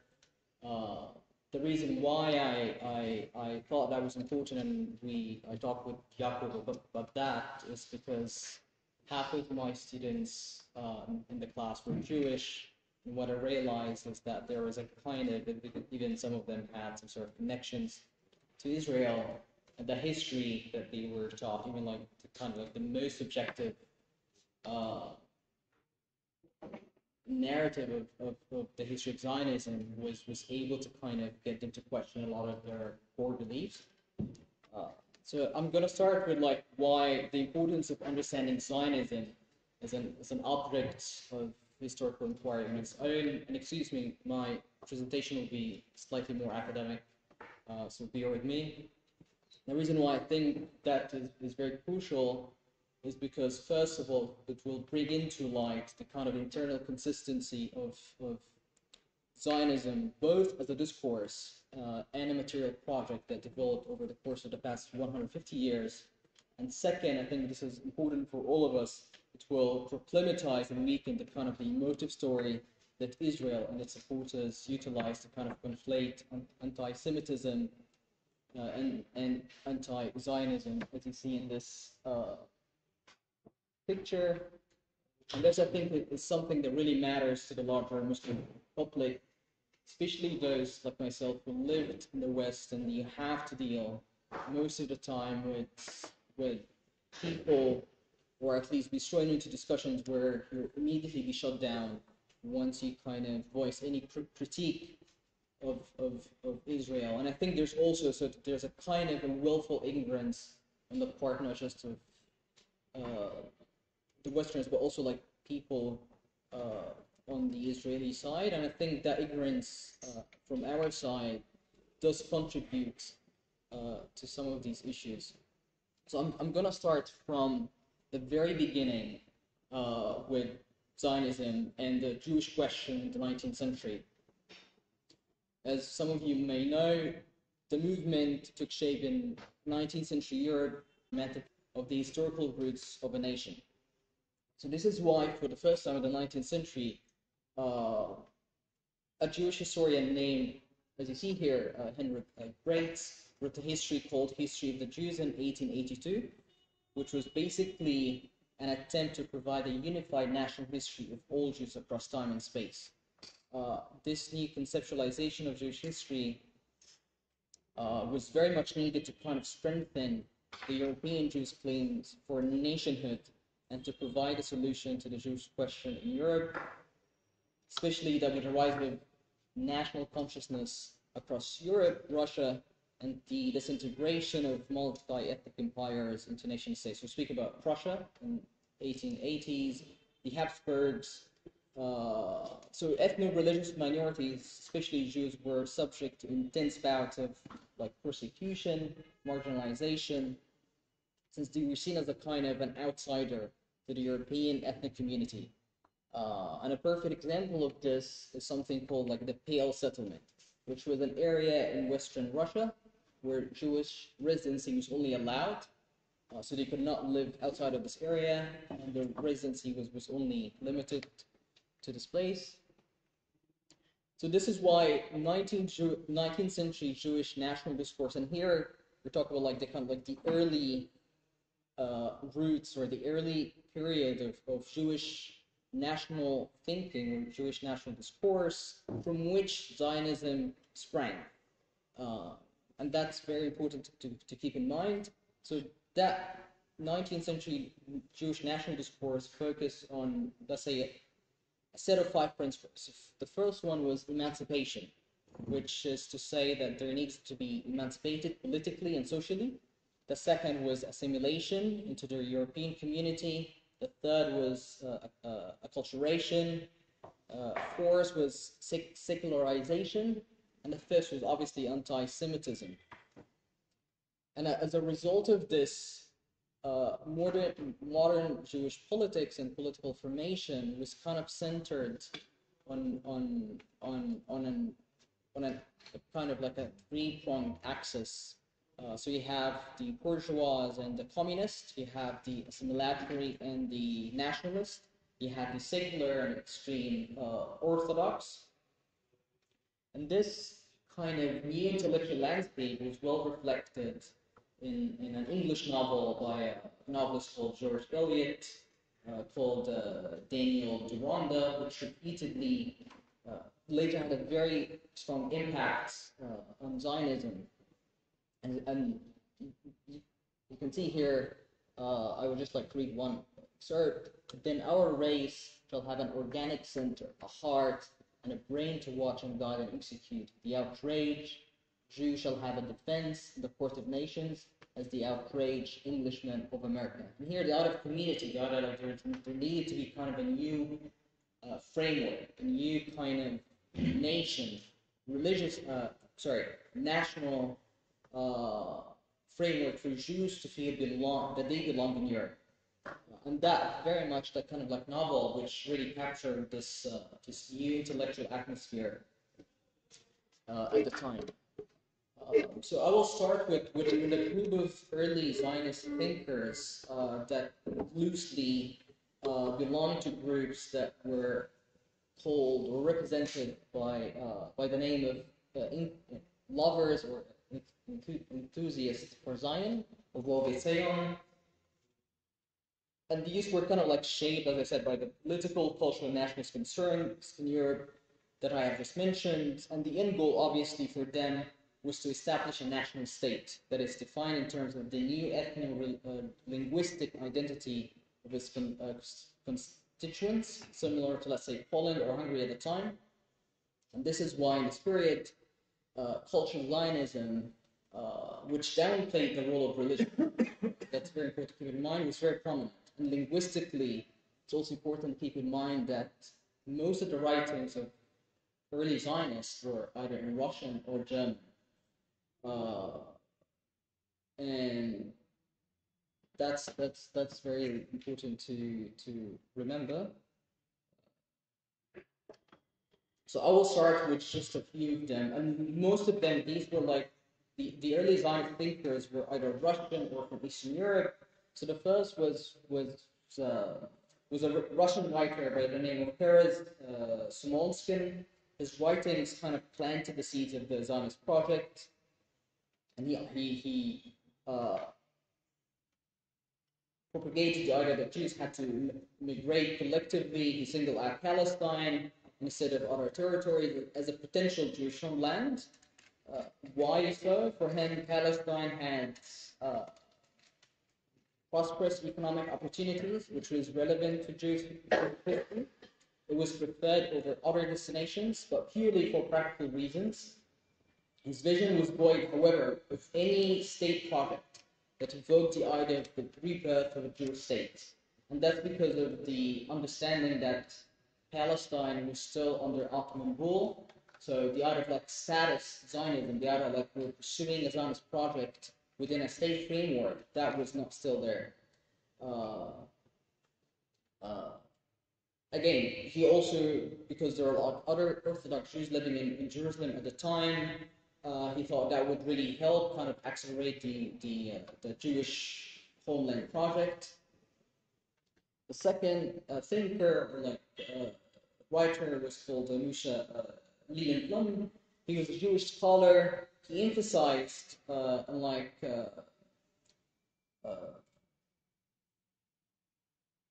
Perez, he emphasized the idea of like the Exodus narrative to politicize this message by stressing the kind of ethno-religious differences between Jews and Europeans. So Palestine to him was not just a land of economic prosperity, but also is a land where the Jews would cease to be foreigners. And that was another main concern that most of these writers had, which is like how to feel at home in Europe. And for him, again, Jewish settlement was not part of a statehood project. It was rather a solution to provide a sense of national homeland to Jews where they could feel that they are rooted in history. The third thinker was a physician by the name of Leigh Pinsker, and he shared or kind of came up with the idea of theory, which is called auto-emancipation, that called for the founding of a representative government in the four fatherlands. And for him, that theory reflected how the European idea of a nation aimed to dominate secular Jewish thinking, especially as they tried to reflect on their past in this new world order where territorialized nation could only exist. Hence the idea of Jews being a scriptural nation, gained more currency. However, for Pinsker, Palestine did not matter as much, since he suggested other territories in Northern America, or even parts of the Ottoman Empire, such as Syria. The fourth one was a man named Simon Dobanov. He was also another intellectual from Russia. He was a historian and developed a theory for diaspora Jewish nationalism called autonomism. And unlike the other thinkers that I've just mentioned, Dobanov adopted the approach of anti-assimilationism, and he tried to guarantee Jewish national rights in Europe, and he even considered Zionists, who called for the establishment of a Jewish state in Palestine, as imprudent, almost traitors, since the Jews must not be seen as strangers in Europe. And for him, Jews are Europe's ancient inhabitants. And here is a small excerpt from his writings where he said, Jewish nationality cannot be reduced to religion alone. Having lived in Europe since the dawn of its civilization, we have been naturalized by history itself. And we must enjoy all the civil rights enjoyed by even those nations that settled here after we did. And for him, the natural place for Jews is Europe, since they have been here since the Romans, basically. And he opposed any idea of Jewish immigration outside Europe. The other thinker was also another Russian journalist and essayist called Asher Ginsberg. He was very influential, so much so that he even helped draft the Balfour Declaration in 1917. And his own version of Zionism posited the idea that in lieu of mass immigration of all Jews into Palestine, that immigration should be restricted to a select few who would cement a more territorially rooted culture, Jewish identity, with the help of the Jews already residing in Palestine, that would make Jews be recognized less as a religious group and more as a cultural nation. And that again was the more prominent concern for a lot of these thinkers. We don't want to be seen as just like a religious minority. We want to reconstruct ourselves as a cultural nation that has the same status as these other European nations. And for him, this would be done through the local communities that would establish farming settlements, hence the idea of like the Jews being more economically productive rather than parasites. They speak a national language, Hebrew, and produce more like secular literature. So overall, these writers comprise what's in Jewish history called like the Jewish Enlightenment, which is the Hashkalah, which mainly stems from European Enlightenment ideas, that posited that to be enlightened, you ought to belong to a cultural nation. And in Jewish or Zionist historiography, the mass immigration are divided into 5 mass immigration called the Aliyah. So the first Aliyah that went into Palestine between 1881 and 1899 were Russian Orthodox Jews escaping the Russian pogroms, and many of them, they were not Zionists in the modern sense, but they were kind of influenced by these ideas of the Hovoi Zion, or like the lovers of Zion. Then comes the main kind of orchestrator of Zionism, as you all know, Theodor Herzl, who kind of represented a shift in Zionist discourse towards more practical solutions. Herzl was an Austrian-Hungarian journalist. His pamphlet or manifesto, The Jewish State, Judenstaat, written in German, became the foundational text for the European Zionist movement, and it raised the imminent problem or concern of the lack of a Jewish national state, and provided a set of practical solutions to founding this state. And unlike the previous thinkers, the Russian Jewish intellectuals, who emphasized more like kind of cultural and economic aspects to this Jewish national project, Herzl focused more on like the diplomatic concerns. That's to say, the necessity to acquire European and Ottoman recognition, so speaking with Ottoman and European governments, and territorial, to the necessity to find a land to settle in. Later, he went on to establish the Zionist Congress, Zionist organization, the Jewish Colonial Trust, and the Jewish Fund. So the context for this was that at the time, there was like a huge anti-Jewish monarchical sentiment that mobilized people against the kind of Republican liberal order, which made Herzl, he previously was not very much an active, as someone who lived in Western Europe, and at the time, Western Jews, or like Jews living in Western Europe, dealt with different intellectual and political problems than Jews living in Eastern Europe and Russia. So at the time, as someone living in the kind of Austro-Hungarian Empire, he was not very much involved in these issues. However, because of the changes happening in monarchical Europe, he started thinking seriously about the idea of founding a Jewish national home.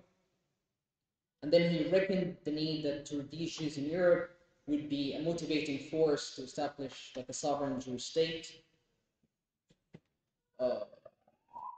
And hence the kind of the Zionist movement, which, as I mentioned, was only restricted to Eastern European,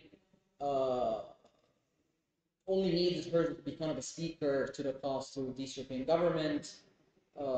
Western European Jewish leadership opposed his view because, as someone like Dukhanov, they could not accept that they could not be secure and safe in their own European home countries. However, the practical result, as I said, he was very practical, and this is why there's a shift in the Zionist movement, is that the first convention, the World Zionist Conference in Basel, agreed that they would choose Palestine as home in Palestine, secured by public law. And this is why Herzl, the legacy of him is that he bolstered this Zionist stream of thought that favored settlement in Palestine. Second, reconstructing these like political relations between Jews and non-Jews, and cultivating Jewish culture. Then we'll come to this later. So here is Herzl's letter to Yusuf al-Khalidi, who was the mayor of Jerusalem at the time. I'm just going to read out a few quotes. He said, "In allowing immigration to a number of Jews, bringing their intelligence, their financial acumen, and their means of enterprise to the country, no one can doubt that the well-being of the entire country would be the happy result. That's what the indigenous population must realize, that they will gain excellent brothers, as the Sultan will gain faithful and good subjects who will make this province flourish, this province which is their historic homeland." So again, it was a kind of a balanced approach towards the practical economic benefits that the Ottoman Empire would realize out of this settlement. And in this kind of second developmental stage of Zionism, the movement represented, and that's very important again to keep in mind, a kind of a fusion of European secular ideologies, as we've seen in the second earlier, like the Jewish mass immigration, especially socialism from Russia. So through the kind of like the Jewish National Fund created by Herzl in 1901, lots of land were purchased to create agricultural communes, which are called now the kibbutz. And the creation of these agricultural colonies stemmed from, again, the civilization assumption that to establish a nation, you need to toil the land. And these were kind of a fusion of European nationalism, or the movement of romantic nationalism and socialism. So there was this like massive purchase of farms from landowners in whose names the peasants were registered. Hence the kind of the idea, or the circulating myth or idea that Palestinians sold their lands, which needs to be contextualized and also repeated. Okay, and so what I'm doing, I'm trying to kind of walk you through the kind of the Zionist internal narrative by showing you like how these figures thought about their own project, like how they thought about it, and how they kind of conceived of their aim, which I think that's very important to learn, to be aware of. Hence, when you come across someone challenging the idea of Israel is an apartheid, or Israel has settler colonial roots, well, you're not kind of coming up with like unfounded accusations. These is kind of the genealogy of the movement itself. So here's another early Zionist thinker called Yitzhak Epstein. He was a Jewish educator and linguist, and he wrote a very famous essay called "The Head in Question," and I think it was written probably in 1901, or at least in first decade of the 20th century. And the Head in Question was about the indigenous population. And again, I'm just gonna read a quote here. He said, this issue, upon whose correct resolution hinges the revival of our national hope, has not been forgotten by the Zionists, but has gone completely unnoticed by them, and in this true form is barely mentioned in the literature of our movement. And he's basically talking about, like, in early Zionist literature, there's no mention of the fact that there's already a population living in Palestine.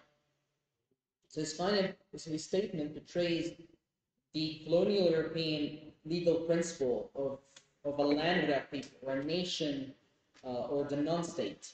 And this vision developed in European history after the discovery of the Americas, which posited that the land not claimed by another imperial power is eligible for control and appropriation. And Carl Schmitt, the famous political theorist, mentioned that after 1890, especially at the conference, during the scramble for Africa, that the traditional international European law made a distinction between state territories and non-state territories, which helped to develop a new kind of legalistic normative legal structure. And that kind of is reflected on the early Zionist settlers that Epstein is speaking to. He's saying that we cannot continue on with our colonization or establishing their agricultural colonies if we are pretending that the local population do not exist, and hence the hidden question in his mind. So, starting from the end of the First World War and the beginning of the Mandate government, in Zionist historiography, the pre-1948, before Israel declared itself as an independent state, is usually divided into two periods around Jewish immigration. The first one is called the old Yishuv period, which refers to Jewish communities who lived in Ottoman during like Ottoman times until the beginning of the Zionist immigration, and then the new Yishuv, which began from 1918 till 1948, which is like the interwar period. This is called in many historical narrative as the new Yishuv period. I said it kind of responded with the mandate government.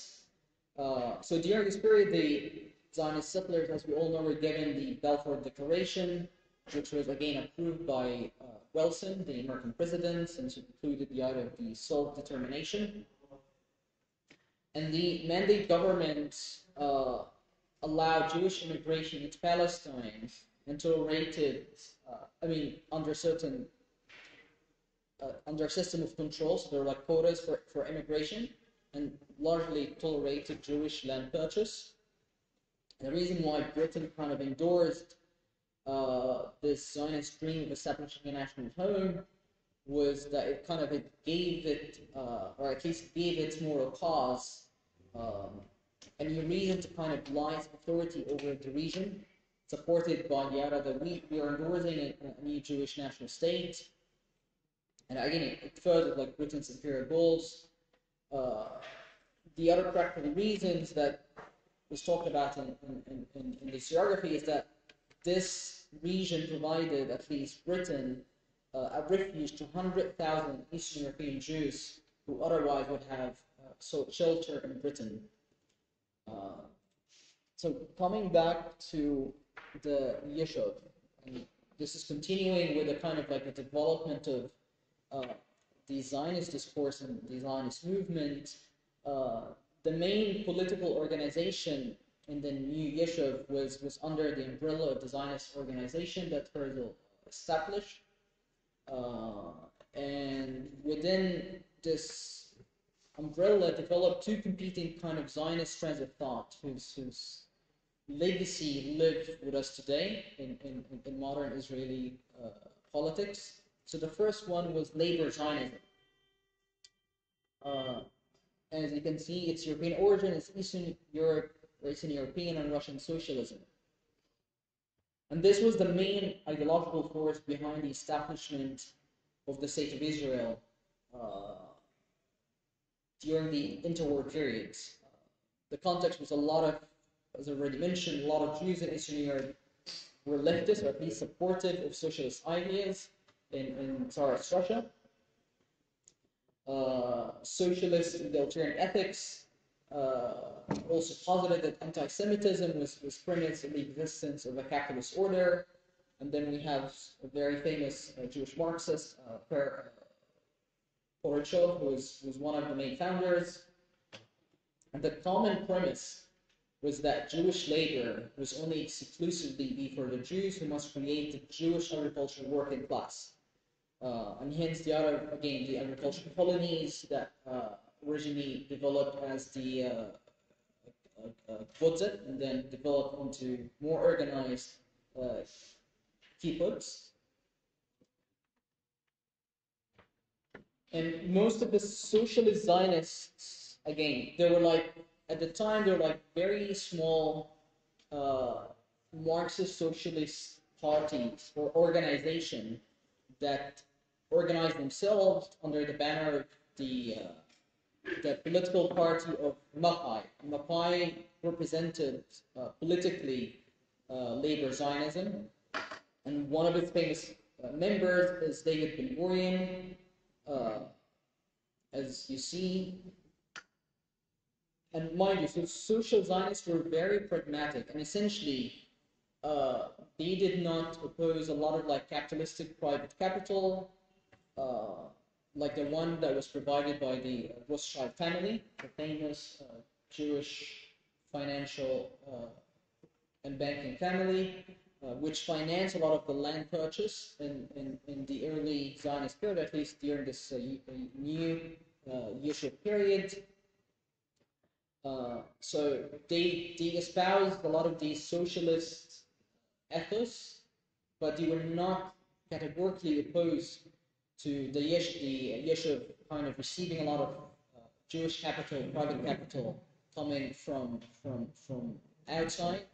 And we already see that a lot of bourgeois Jews, meaning anti-socialist Jews, started coming in the third and fourth Aliyah, which made up the bulk of the middle class.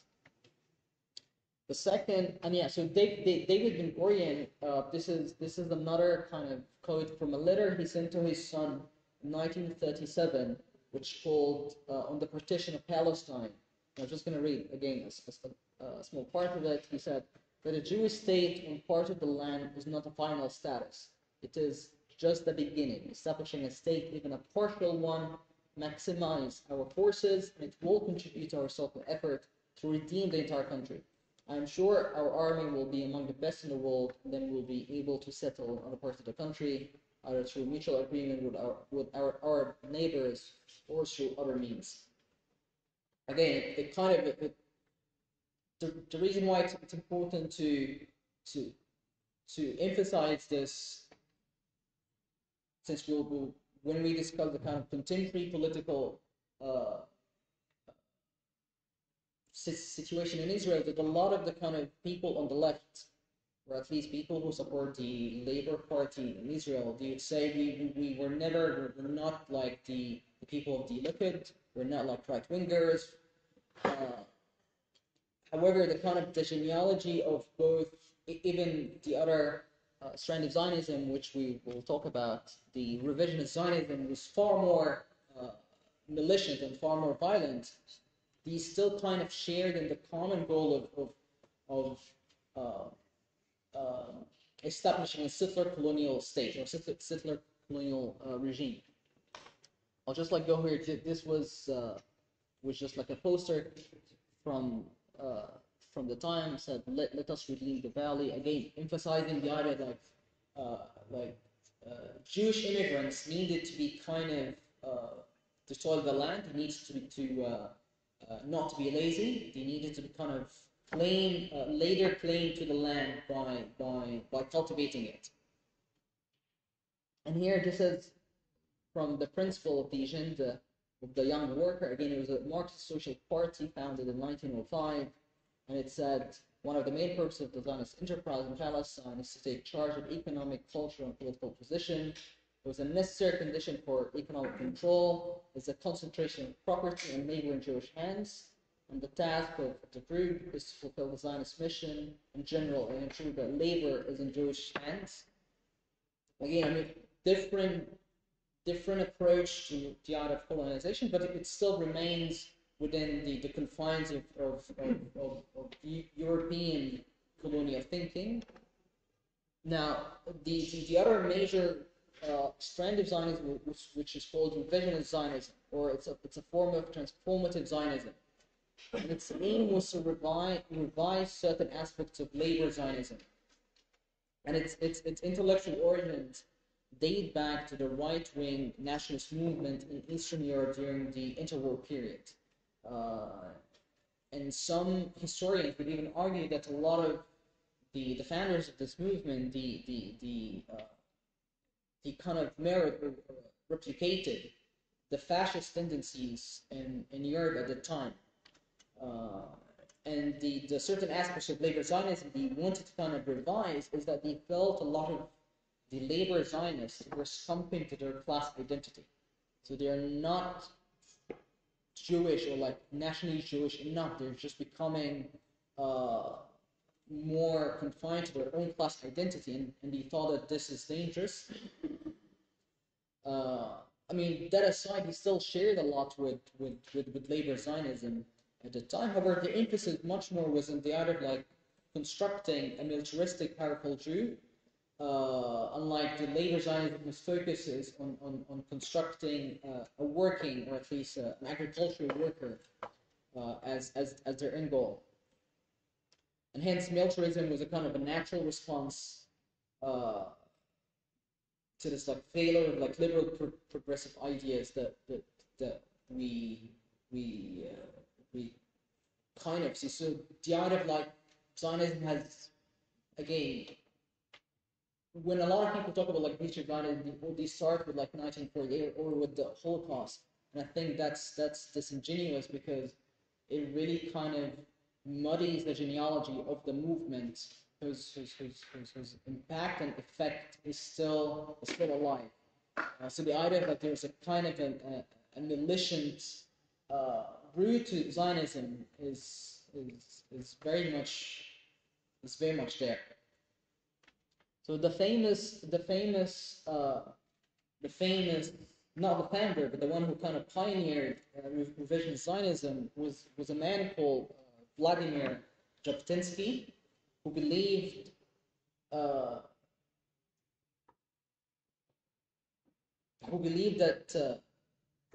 in the necessity of a colonial pattern for small states, especially Britain. And here he wrote a very famous essay called The Iron Wall in 1923. And basically, I remember when my students read this essay, they immediately made a link between the Iron Wall and the current wall separating the West Bank from the other occupied lands of Israel. So here it says, our colonization should either stop or continue against the will of the native population.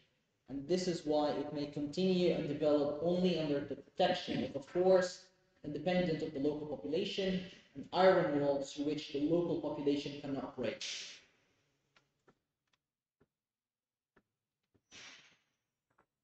There is, I will come back to him. So there's another. The revisionist Zionism was represented by an organization called Bithah, which is a militant organization that kind of fought against liberalism, socialism, and advocated for only like Zionists, not even Jewish rights, just like Zionist rights. And funny enough, 60% of its members were based in Poland at the time. So the other important figure was a man, a Russian-born fascist called Abdurrahman, who believed openly in anti-liberal, anti-democratic principles. And again, I will just like read a few lines. He said, "To those of us with a viewpoint of a state, no matter what, we need to declare again and again, we're not for free entrance to the land, and we're not against expulsion from the land. We're not for free entrance of Jews to the land, but only for free entrance of Zionists. Only Zionists are necessary to us here, and we're not against the expulsion of mobs and like the socialists from the land." And again, this is kind of like capture the kind of the thinking of the interwar period Zionist thinkers who really believe that immigration, not all Jews deserve to be in Palestine. It's only the Zionists, only the people who are also picked, only the people who had something to add to the cause should come to Palestine. So for him, any Jew stood out like a free entrance. They were very much against that. And naturally enough, the movement kind of, so Zionist, revisionist Zionism gave rise to the number of militant organizations that by 1938 coalesced into the IDF now. So one of the famous one was the Haganah, and this is a quote from one of the letters by someone writing from their group, and he was saying Zionism and Judaism are not the same thing at all.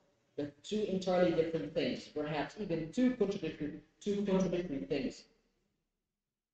Zionism begins with the destruction of Judaism, and the idea that there was a belief among a lot of like the militant, non-religious secular Zionists that religious Jews are very passive.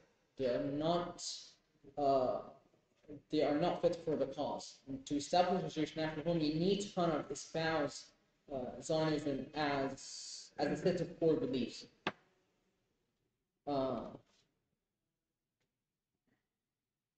So after the Haganah, again, the movement became even more radical, and an offshoot of that organization was called the Irgun. The Irgun was recognized and still being talked about in the literature as a terrorist organization.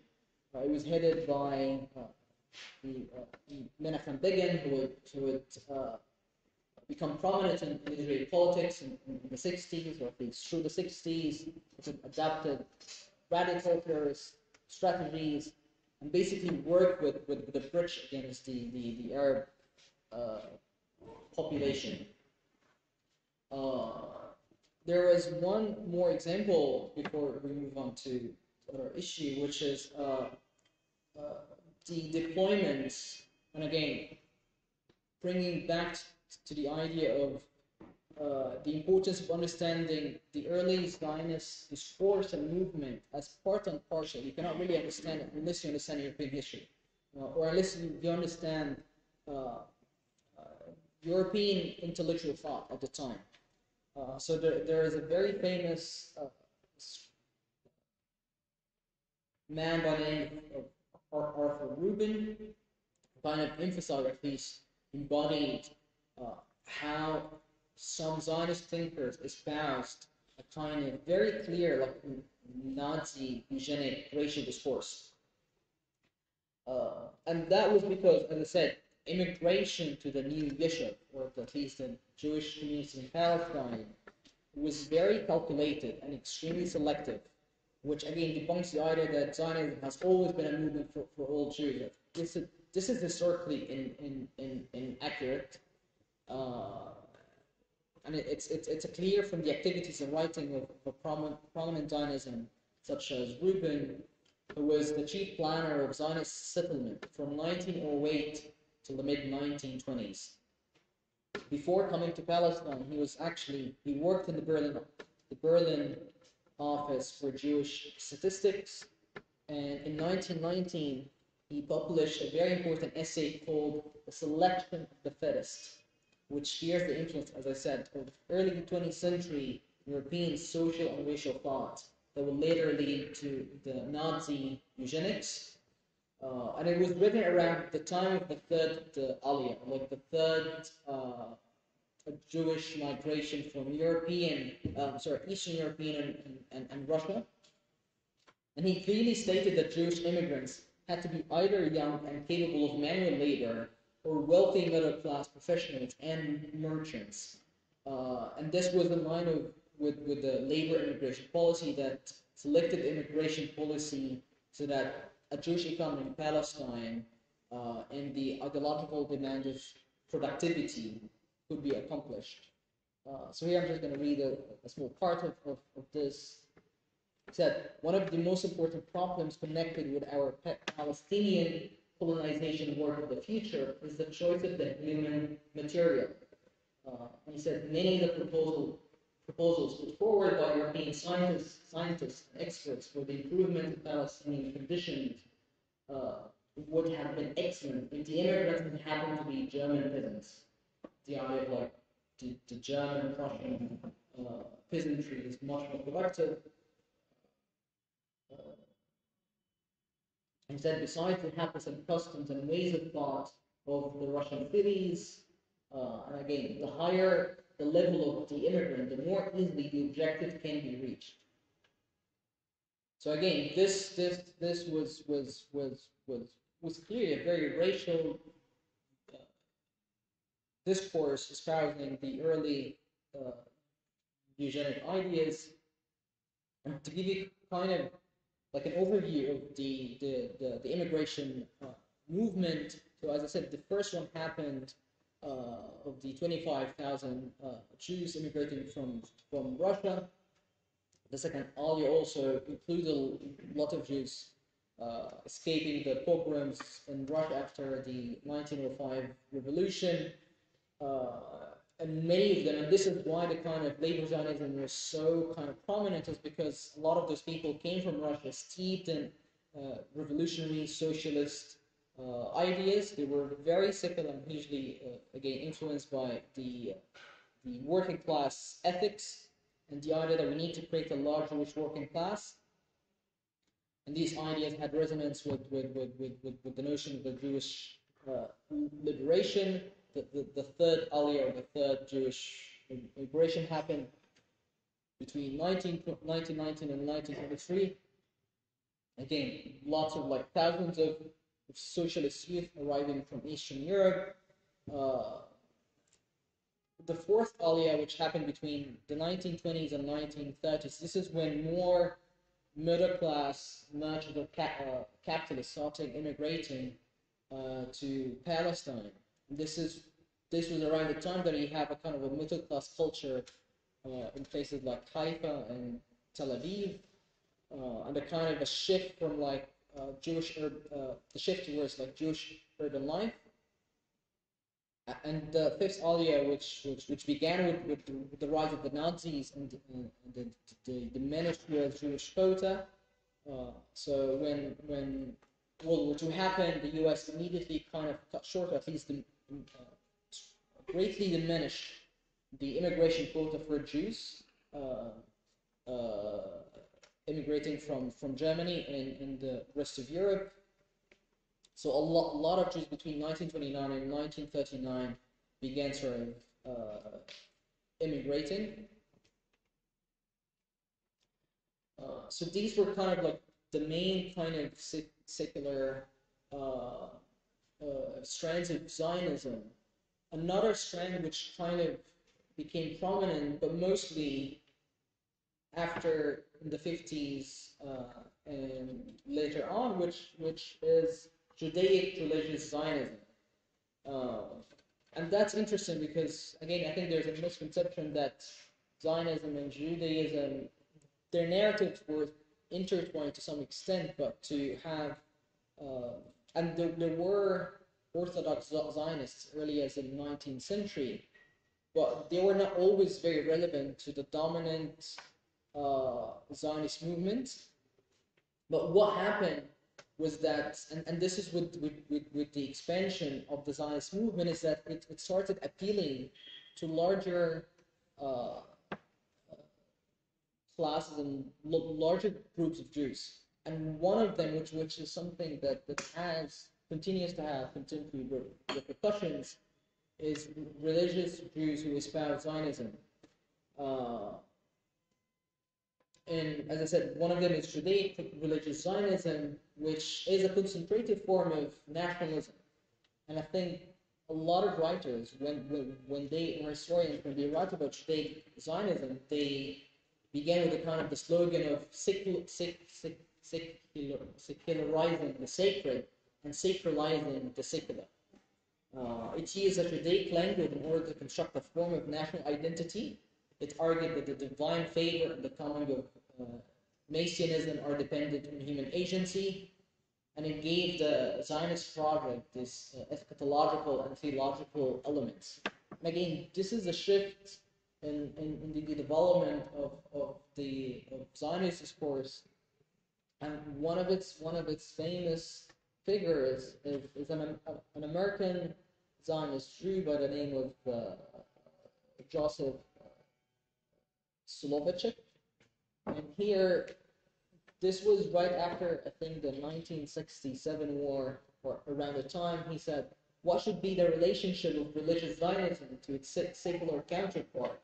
It seems to me that political secular Zionism has failed by virtue of one basic error. It's based on a false assumption that was introduced into the Covenant of Egypt, the Covenant of Faith. Secular Zionism asserts that with the founding of the state of Israel, we become a people like all other people. Only religious Zionism, with its traditional and authentic perception, has the power to repel the converted. So for him, the mistake that secular Zionism has done is that it kind of made the Jews as a cultural nation equal to all other nations. And he's saying, well, that's not true. We're kind of like the chosen people to apply that metaphor.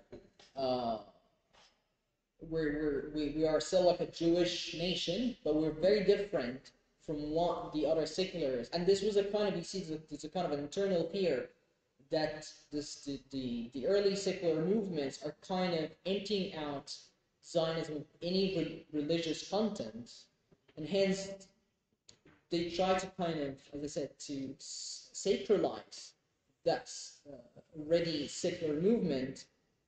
But in the process, and this is something I think it's important to come back to, in the process it's also secularize the sacred as well. So my concluding remarks, so one important thing about immigration and the Holocaust, which is something that's important to keep in mind, that there was a discussion within the Yeshiva about whether they did enough to rescue the Jews in Europe, or whether they were blinded by their scheme to build a state in Palestine. But until 1948, the main goal of the Yeshiva, or at least the Jewish community in Palestine, was to save itself from the Nazis. And since the bulk of the killings, or at least the Holocaust massacres, the genocide happened between 1941 and 1942, the Yeshiva actually did very little in terms of the rescue activities. It was only after, in 1942, that the Yeshiva leaders began to take a clear, very strong steps and they signed an agreement asking for uncontrolled Jewish immigration to Palestine. But again, it was, even the reaction to the Holocaust was still calculated by the political and economic and the imperial situation in the Yeshiva importance. And again, the thinking around immigration was not for free entrance for all, as we saw, but that changed. Yes, the Holocaust changed that, but that has not always been the case. That's very important to keep in mind.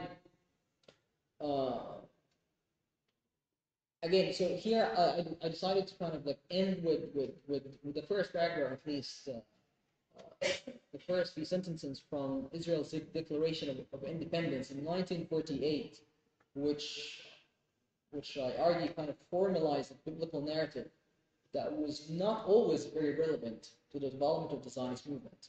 So the land of Israel was the birthplace of Jewish people. Here the spiritual, religious, and national identity was formed. Here they achieved independence, so on and so forth.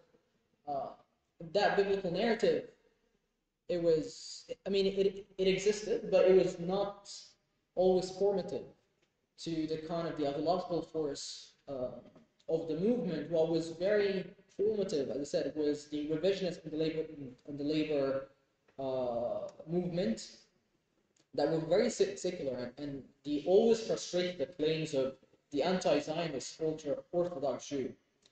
And again, we cannot understand right-wing Zionism without the European right-wing, nor European right-wing movement, nor can we understand left-wing Zionism without European leftist ideology.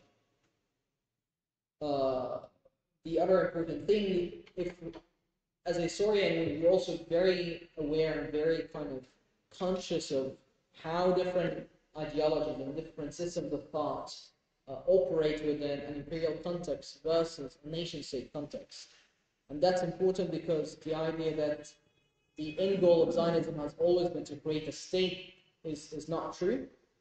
So we have a strand of Zionism called like status Zionism, which is the view that Jewish communities in Palestine should establish a state. It was not always very central to the Zionist movement from the beginning, given the changing historical context. The early Zionists thought that you could have a Jewish national home under the imperial Ottoman rule. It was only after, within the Mandate government and the need for kind of more militant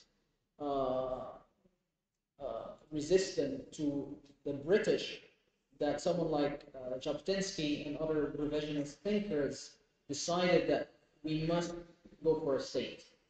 So that the kind of the imperial to nation state transition is very important to really how we think about the history of Zionism. And now for colonization in the West Bank is that the reason why it gained character, at least gained momentum, despite the very secular origin or anti-religion origins of Zionism, is purely demographic, especially since after 1948. So Zionism, as we have seen, at least the kind of the dispersive content of the movement is always contingent on the type of immigration. So it tries to appeal to different Jewish subjects, at least different Jewish systems of thought or identity markers. And that change can explain why religious Zionism becomes much more important, especially with the immigration of the Middle Eastern Jews, the Mizrahim, or religious Jews from Europe, but also because religious Jews tend to kind of demographically they are much stronger, and this is we see happening reflected in the current political system. And I will just end with just one statement that I think is very important to keep in mind, that Zionism is one variant of Jewish nationalism that eventually, due to contingent historical conditions, prevailed. That's very important to keep in mind. And if so, this is maybe to open up the floor with this. Zionism should serve as an instructive historical case for why we need to rethink the relationship between religion, Islam in that case, and secularism. Thank you.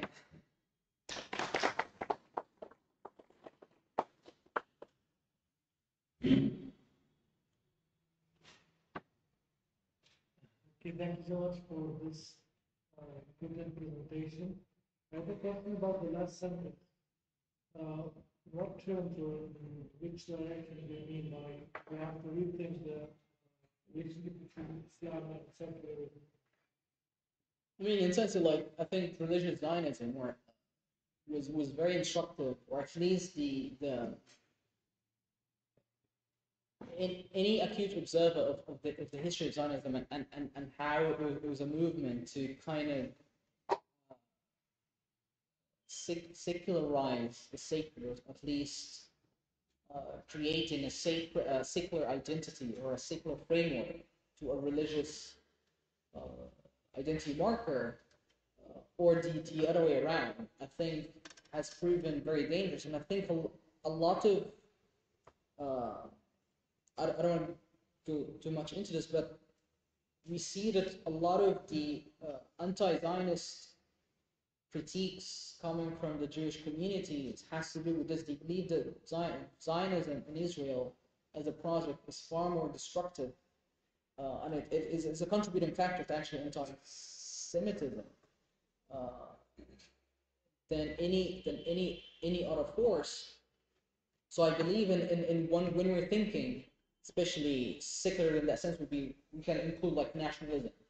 If we are trying to kind of think of the Zionist project as an historical example of how it emerged and how it continues to be, that should also get us to think about ourselves as a kind of engage in self, or at least introspection. You think we need to develop nationalism based on Islam? Well, I mean, I think we need to question and to be critical of how these two things interact with each other, and how we kind of try to build these markers, these frameworks, and to fit in religion within them. That's what I think is important to think about when think about Zionism from that perspective. Okay, in your view, what should be the case? I mean, that's an open question. I mean, I think it shouldn't. I think it shouldn't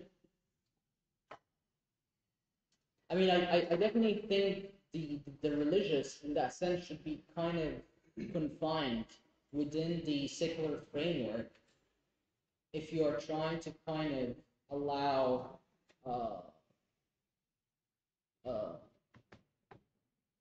any sort of like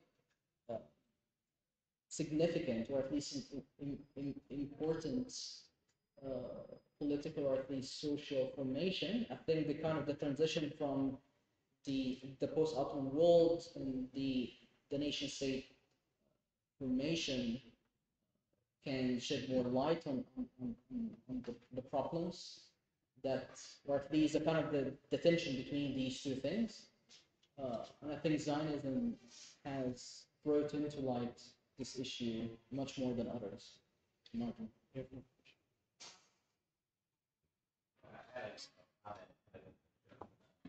What you're saying, respond, or it seems to me that it seems to me that the jump that Jews made into a kind of secular identification, but it is not really that difficult to make. If you identify, by definition, Jews are more or less genetically related to one another. One can be Jewish without necessarily even believing in God. In fact, that is actually the case. Many founders of Israel were outright atheists. I think I'm not saying you're making this case or you suggested it, but the idea, I think, Muslims are not a genetically related group amongst all of us. But the general notion of what I'm trying to say is that what I've noticed is that when Yakoob started his talk, he spoke about the need to turn to Allah, and he was focused around an explicitly theological framework in terms of how Muslims engage this issue. And when we speak about Jews and how they operate, we almost never talk about their religion. Even though, I think that's interesting that this is seen as a meta comment of how we talk about it. That seems to me that I found myself censoring myself and almost like a mental no-go zone. I should never talk about states. You know what I mean? And I think we should talk about it. I think that we should do more kind of theological investigation of what it is. To be quite honest, I don't know much about it, but some bits I have some concepts. But I wanted to think about how we can maybe force this to become an issue about Judaism as much as it is about an issue about Zionism and Jews. That might sound a little scary to some people because that's almost like the sacred calf of Western civilization sense, but it's something that I don't know if you have any comment about that. I think I might really feel appreciated. I mean, I think it's important if the question of you're engaging a Judaic or religious argument. I think what I try to kind of highlight and invite us all to think about is that when we are talking about Zionism, we're not discussing just religious history, because most of the time we are going to be reduced to, well, Jews have a right to live in this land. This is their biblical land, so to speak, and then that kind of puts you in a difficult situation because you're saying, well, I don't agree with this. My suggestion was that, well, actually, what we have to understand is the other, this is the biblical. When someone brings to you this argument, or a Jew will bring you this argument that there's some biblical right to this land, that's the only aspect of their religion that they're going to talk to you about. I think there's an opportunity now with greater skepticism regarding the Jewish project, the Israeli project, that we can actually bring to light certain of their beliefs that essentially treat the non-Jew as subhuman. That's an aspect of the religion that we can't even bring up anymore, because it makes, then all of a sudden we're anti-Semitic, we can't get jobs. You know what I mean? Yeah, I mean, now we have to say it out loud. We should say it out loud, is what I'm suggesting. No. Yeah. I'm not disagreeing. Yeah, I'm not disagreeing. But I'm saying, if you're going to have the religious debate, then you should be versed in these religious texts. Yeah. I had one of my students. She was very religious Jew. It's interesting. Most of her comments on these sources, she would always try to, surprisingly enough, she would pick out a lot of religious contradictions. Like a lot of these writings are actually, they contradict what the Judaic, or at least texts say. I'm not saying if you want to engage in this debate, you should not. I'm just saying is that for people who would be shut off or play silent because if you say anything about like Israel or Zionism, you're immediately anti-Semitic, then we can engage in the history. We can engage in that. But I mean, yes, I did not study Judaism. I would not do that. I mean, if you just like wanted to do it on just like purely religious aspect, I don't think many Jews, as seen, for instance, like in the Haredi or like the Hasidic community, like the state as a framework is not very much important to them. They're actually very much against the state. Because the state structure is not religious, but that's I feel like it's like a slightly separate kind of discussion. I think what is most common is like when you're dealing with people who are not even religious, so they just want to conflate these two categories into one, and saying any critique or any kind of sense of skepticism about the right to be there is anti-Semitic because it's anti-religious, but that's not true. Yeah. Thank you. About this comment about this is always the kind of an excuse that many people do to kind of say that the main thing that is that but to a certain extent, we are, even if we're limited, we will always be able to maybe separate Judaism as a religion and Israel as a part of the state that can be held to a action. Until just about, I think it was either yesterday or the day before yesterday, the U.S. Senate unanimously passed a resolution essentially equating any anti-Israel comments to anti-Semitism and condemning this and saying that this would be threatening the safety of Jewish students, making no reference at all to anti-Palestinian. So my question is how a statement like that, with Christianity in the Senate, how does that change the narrative? Yeah, I mean, so my observation, and this is something I wrote about, is that I believe there's a kind of willful ignorance to conflate these two things. I think a lot of people, a lot of American politicians, the evangelical Christians, I mean, even including Jewish Americans who go even like on this birthright trips, they do not. I think for them, this is something I heard from my Jewish students. They said that this is what we are told at home. Like for them, it's like the motive story that Israel was just created because of the Holocaust. That's part of the story. And I think if we are smart enough to engage them historically, not if you feel safe, yes, I think in this context, having lived in the U.S., that can be tricky. But if you feel safe engaging in the discussion, I think you can engage in the historical aspect of Zionism as an immigration-based movement has always changed its position. However, it acquired or at least remained consistent with regard to settler colonial project. Whether you're religious, whether you're a socialist, whether you're a left-winger, you're just like a settler colonial in the way you kind of conceive of your state.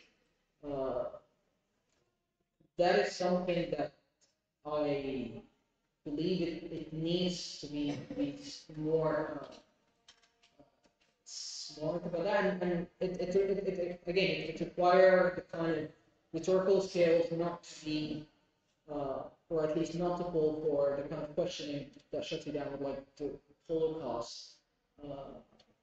As such, if we can establish, and I think it's really easy, if we can establish the Zionism as a project from what its thinkers are saying, not from what we are even saying, from what thinkers are saying, it's a project intent on the negation of Palestinians or Arabs.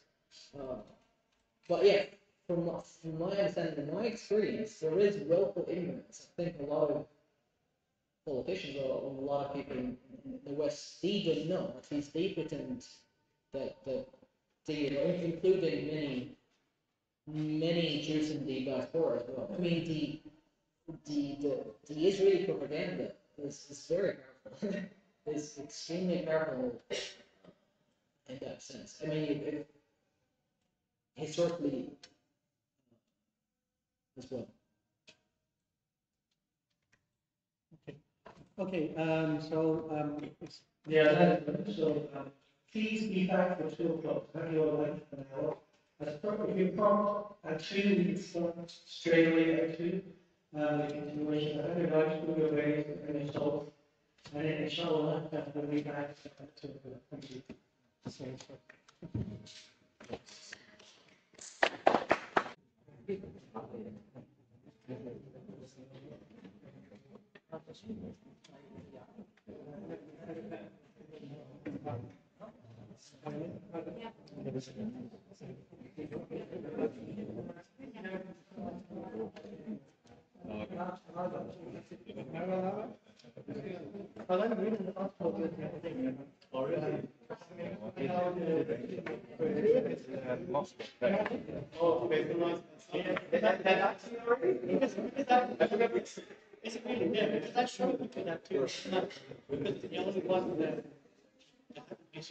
Yeah.